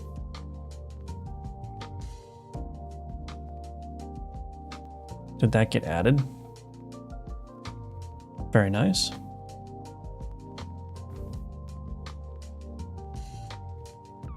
Okay, so basically what I'm going to want to do then is create a... I'm just going to put this in scripts data. New file. No, new folder. Configuration. I'm going to call this board configuration model. Namespace, game.data.configuration, public class, board configuration model. I'm going to want more complicated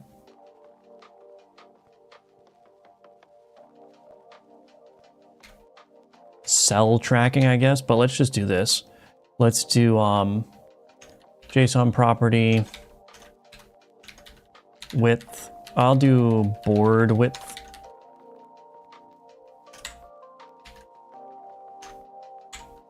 Board height. Cards, this is good. This is gonna have to be a list. Let's do dictionary. So let's do dictionary vector to I string vector to I. No, I can't do a vector to I, can I? Or can I? No, that's not gonna work.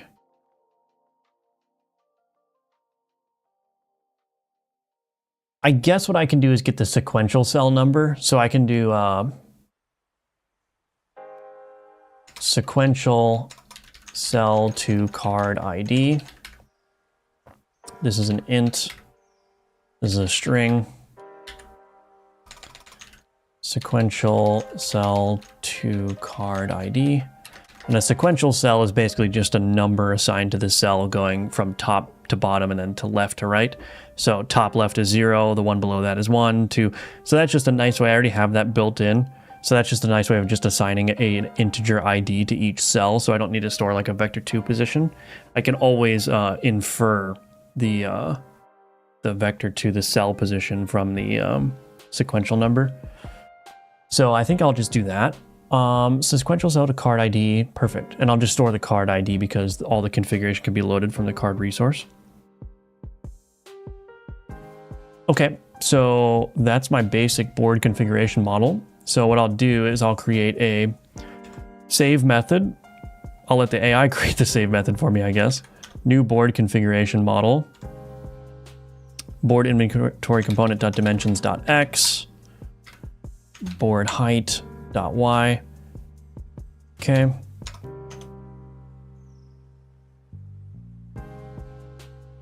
Let's do this. For each var cell ID in board inventory component.get get valid grid cells ordered sequentially. Cell to sequential. So one thing that I'm trying to keep in mind here is that I don't want the boards to be perfect quadrilaterals all the time.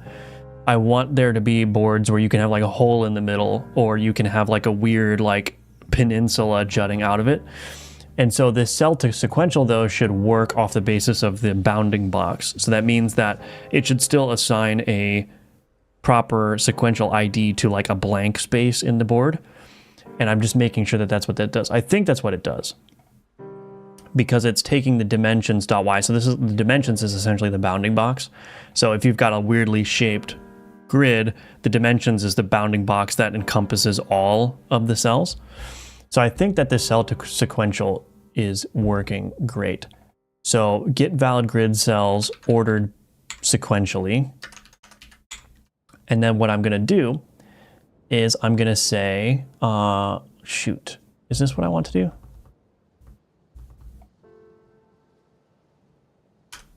I think I need to store a hash set here. Saved cards is equal to new hash set card stats.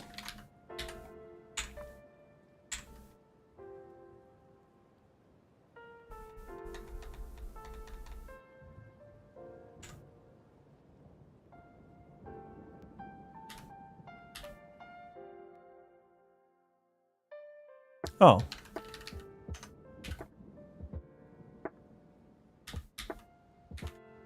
Let's make this public. Oh my goodness. The AI is already damaging my ability to type. So card stats, if saved cards contains card stats, continue. Otherwise, saved cards that add card stats, board configuration model, sequential cell to card ID, cell to sequential is equal to base card. Yes, I think that's right. Okay, so now what I can do is I can say gd.print JSON convert dot serialize object formatting dot indented, or no.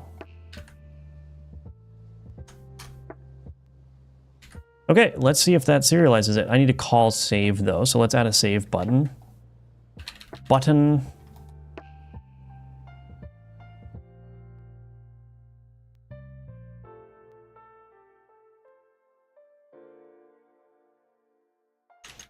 Save.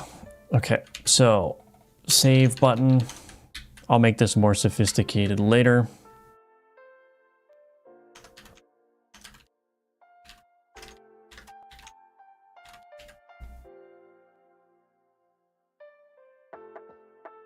Okay. Save button up pressed plus equals. I don't like doing this.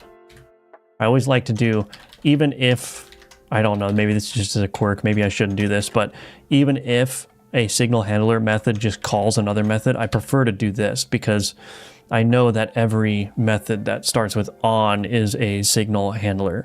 Whereas if I just connected directly to save here, well, now I've got a signal handler that's going to save, but I may be calling save elsewhere. So this is kind of like anything that's called like on whatever is guaranteed, at least in the code that I write, to only ever be called in response to a signal and never called elsewhere in the code base. So it's just a nice way of keeping a clean separation, I think. But I could have just connected it directly to save, but I think for cleanliness, it's just a better idea to do it that way. Anyway, let's see if it works.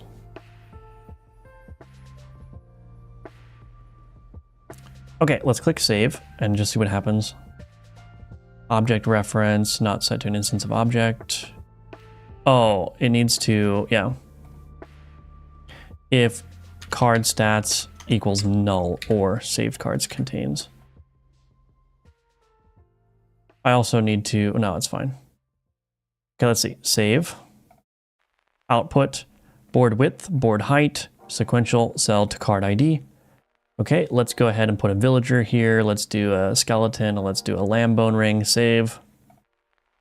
Sequential cell to card ID. So 0 is villager, that's correct. This should be 2 for the lamb bone ring now. Yep, 2 for lamb bone ring. And then skeleton warrior is 3. Yeah, that's correct. Sweet. Hello, MyCoonDev, welcome back.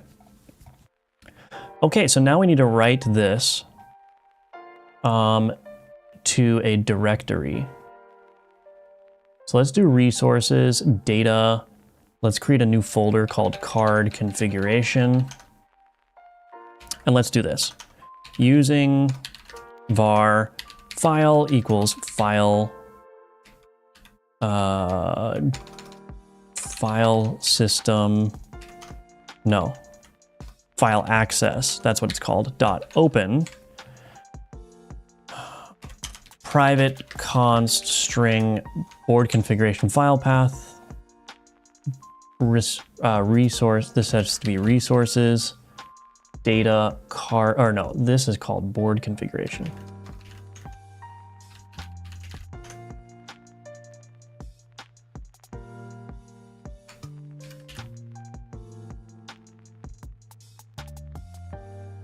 I guess I need a name for this, huh? What am I going to call these? I don't know. Let's just save it. Let's just do this. Board configuration file path. I don't know why it decided to do that, but let's just call it test for now. Test.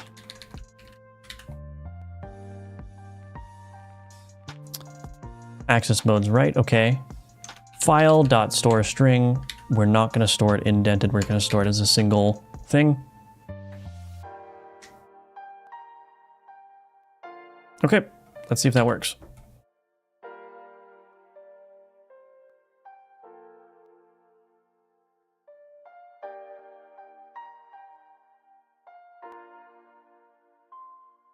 Where am I at? Let's see, test.json. Let's open it up. Board width, board height, sequential card is, yep, there we go. Perfect. So now I can just create a whole directory of JSON objects. What I'll probably do is just open all of them up and parse them and store them in memory at runtime, just to make them more easily accessible. And then I'll have to store some kind of difficulty as well. I wonder if I could write a simple algorithm to like infer the difficulty so I could remove a step, but maybe we'll not worry about that just yet. I have to still figure out like what the combat difficulty kind of curve is going to look like. But we'll see.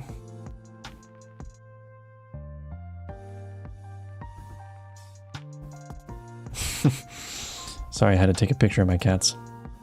They were being cute.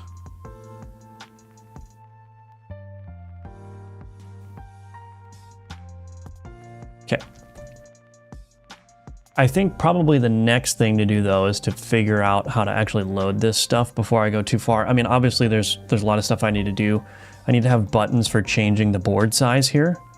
So I'm gonna need to do that. But let's try to get some of the loading actually done.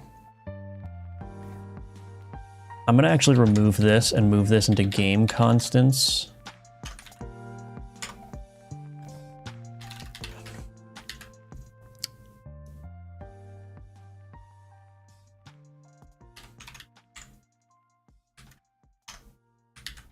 Okay.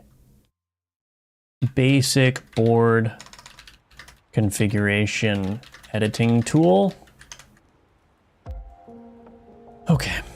So we have the board configuration model. So I think what I want to do is let's go into the board inventory component here.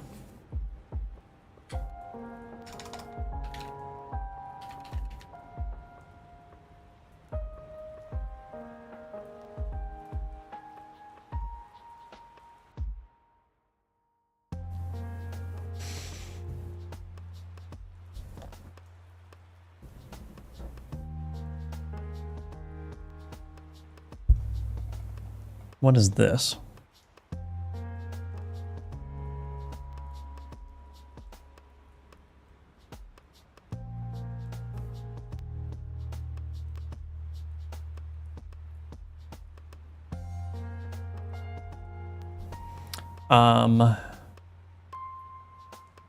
So I already have something called board configuration here.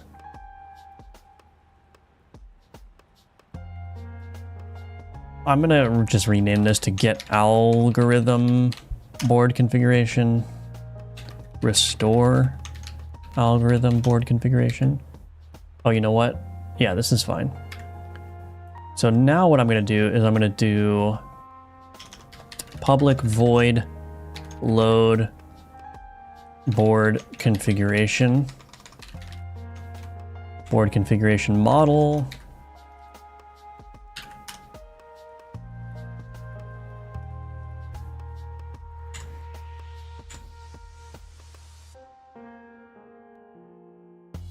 So now I need a different, so I need to set board dimension. So what I need to do is I need to do clear board, try remove card. Right, okay, so we're gonna do clear board, set board dimensions, like so. Oh, that automatically does clear the board, so I can just call set board dimensions here. Then in sequential cell to card ID, this is an integer. So I have this cell to sequential, but I need a sequential to cell now. Sequential to cell. I'm gonna assume that the AI wrote this correctly. So we'll just leave that for now.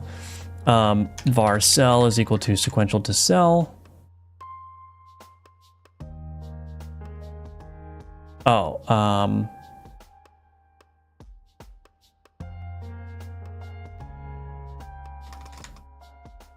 just call it cell V, I guess. Card stats. This needs to be created. Card registry from ID. This might actually be useful for a save and load method now too, now that I think about it. If the player wants to quit midway through, I can repurpose this board configuration system for loading the player board back in. That's cool. Anyway, try place card at position. This card stats, this is wrong. This needs to be, this is card definition resource. Card stats to instance is owned by player is false in this case. That's going to need to change if that's ever used for the player, but okay, so we got load board configuration in here. So now I'm going to go to my run manager. Actually, you know what I should do? What should I do? Where's my card registry? That's in data.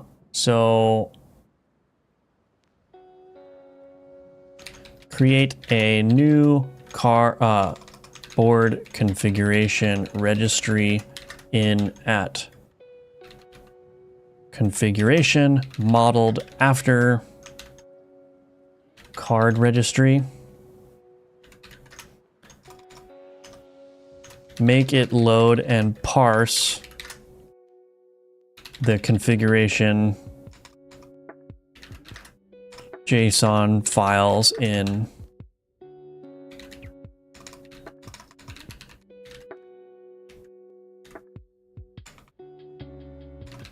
board configuration.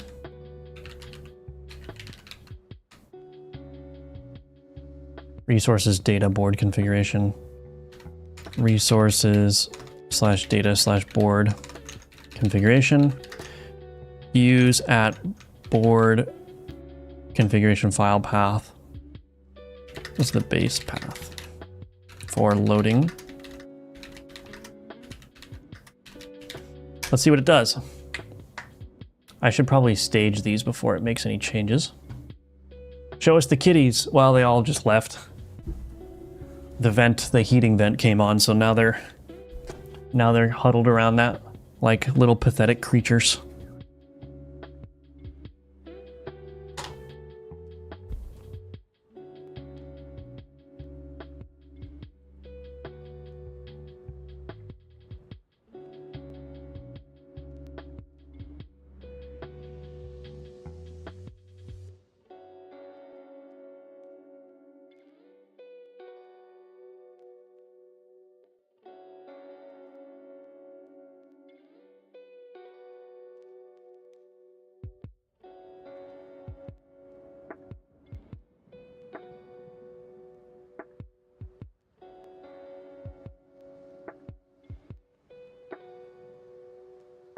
All right, what happened?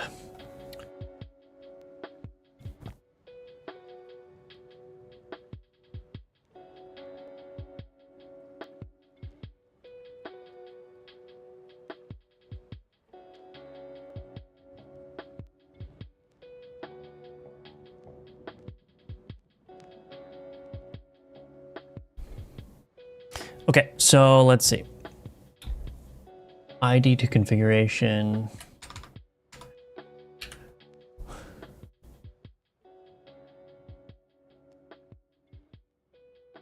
I don't want it to convert every time.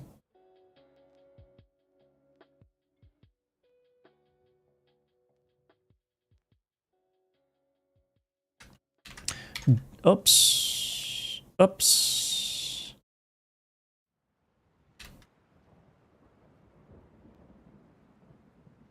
Oh, I guess I was using this one. Do all the JSON parsing up front in the register board configurations method. This is where AI really shines, when you can say, I want you to do this, I want you to model it after this, do it. I don't have to do any of my stuff the way I need to usually do it. It's just doing busy work for me, essentially.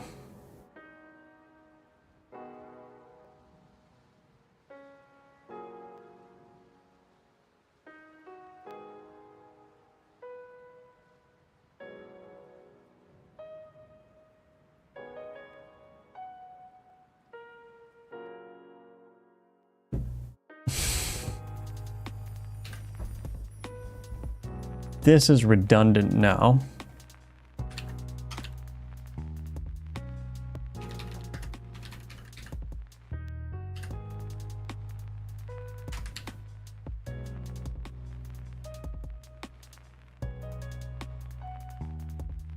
Okay.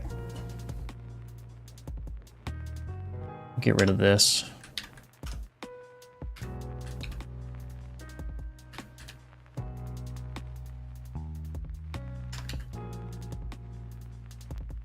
What? Why is it using system IO? Get file name without extension. What are you doing?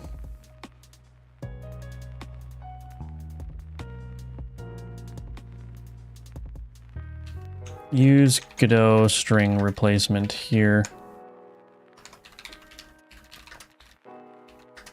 I don't want it to use any of this system stuff.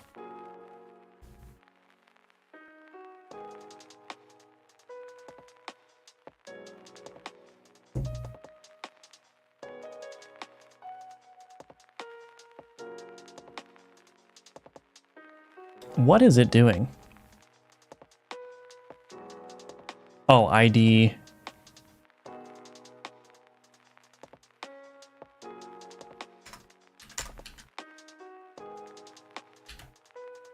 This ID is wrong.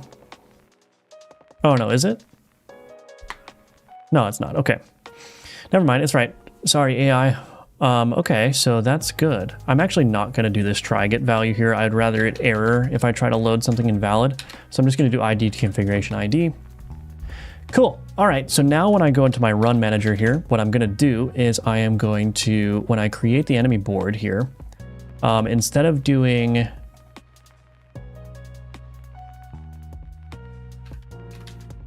it here, populate enemy board, what I'm going to do is I'm going to say enemy board dot board inventory component dot load board configuration registry from ID test. And I forgot what my test ID is here, or my test configuration. I think it's just a Viper, right?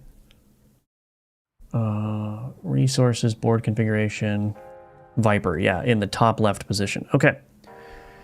So let's run the game, and I should see that the enemy board has a Viper in the top left if it's working. Bam! Look at that. All right, let's do a more complicated thing just to test for sure.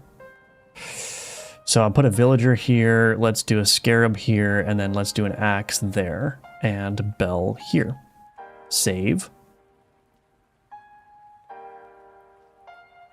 Look at that. Boom. We've got saving and loading of board configurations in place now. So that's good. So the couple of things I need to do then is I'll probably use a native file dialog to load and save board configurations. So I have to extend this a little bit. And then I also have to add some kind of difficulty delineation to the configurations, so that the idea is that each difficulty level will have like a pool of configurations it can choose from, because we obviously don't want weaker configurations to be chosen later. We don't want strong configurations to be chosen earlier. So I think that that's what I'm going to do.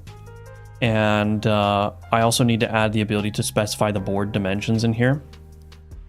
And I'm going to have to refactor some things as well, because anytime I change the board dimensions, it automatically clears the board. And I don't think I want it to do that. Because in this tool here, I'm going to want to be able to change the board dimensions and only remove the cards that are necessary.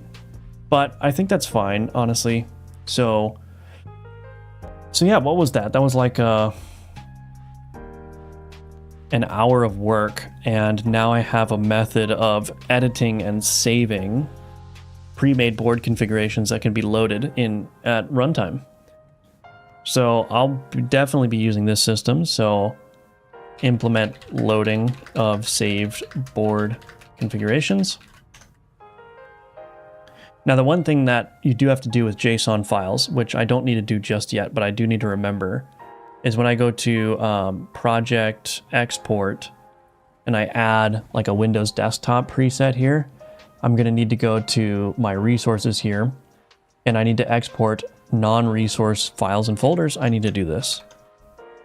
And I think I might even make this more specific and do like resources, data. I actually don't know if this is supposed to be like a real glob pattern or not, but this is resources, data, board configuration. I think that's right.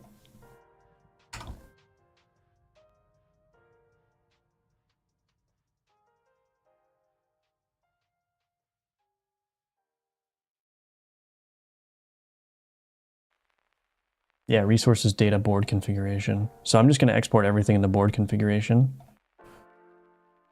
I think that's right. I don't know. How would I test that? I have to download the export templates, I guess.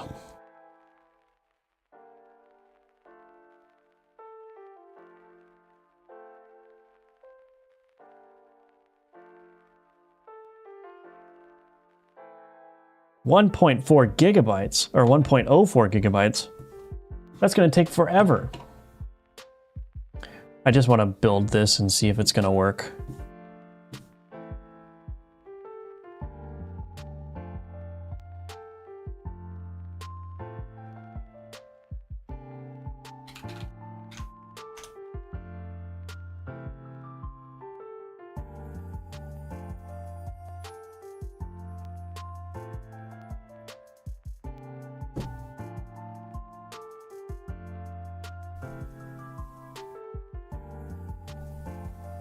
Okay.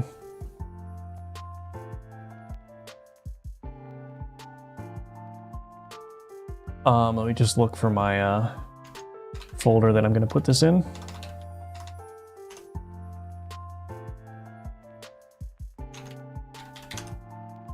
All right, let's do it. Export project.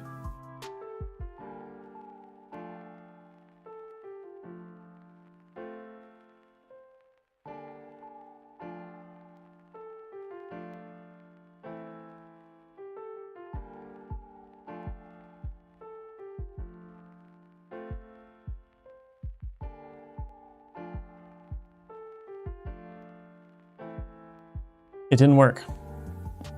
It didn't work at all, actually. Okay. Oh, why is it still... Wait, am I still... Editor settings?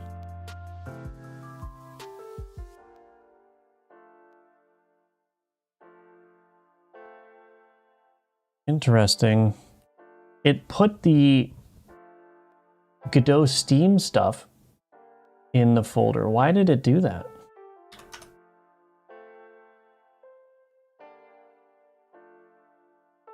Why did it do that? Oh, that's weird. Okay, well, it doesn't work at all, so that's an interesting thing. I guess we're not testing that right now.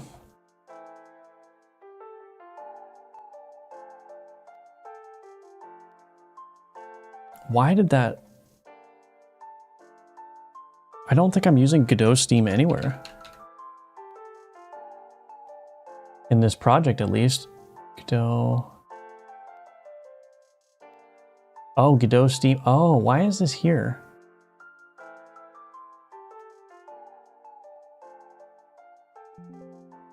Okay, hold on.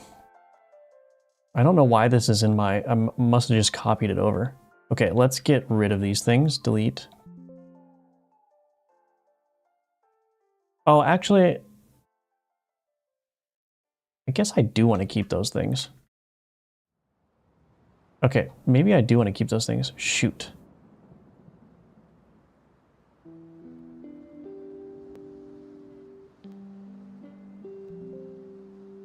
Because if this game's going to be on Steam at some point... Okay, never mind.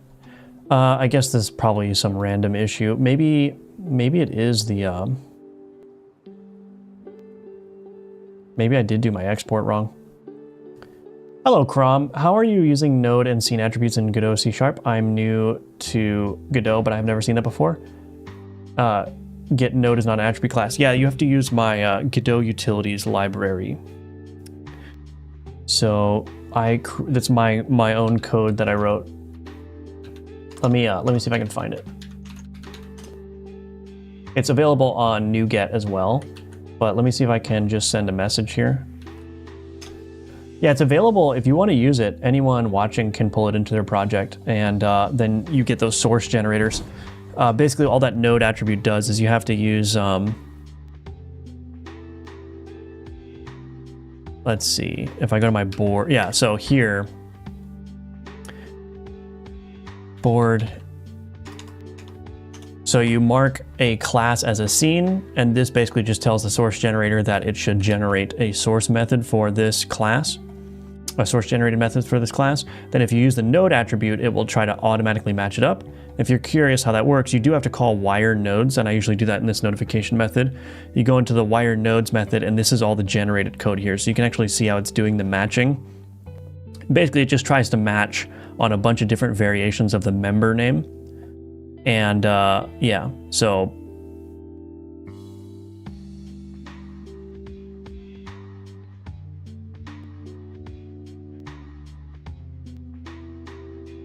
I actually think you can also provide a custom node name if you want. So if I did test, I think that will work. Yeah, you can see here it calls test now. So it puts that as the first option. So you can also supply an argument here if you want to override the node name that it looks for. Otherwise, it just looks for a node in your tree called board inventory component. And it tries matching a bunch of different ways. So yeah. Super useful. Yeah, I'm glad you found it useful.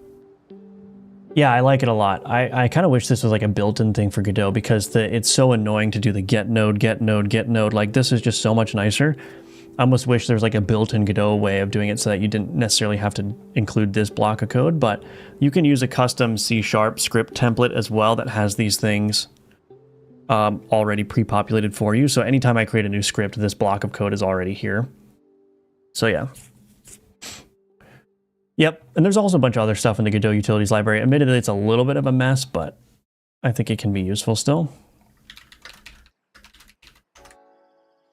Okay. Anyway, that's going to be it for the stream today. Thank you everyone for watching. Thank you all for being here. Very much appreciate that.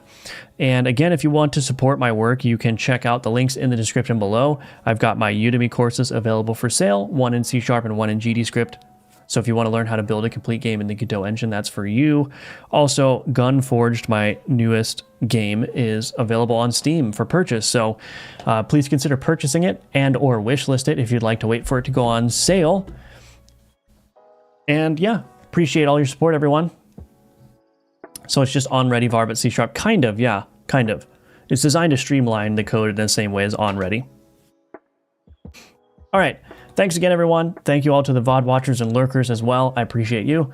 I don't know if I'll be doing a stream this weekend, but if not, I'll see you Monday at 10 a.m. All right. Have a great weekend, everybody, and I will see you next week. Bye-bye.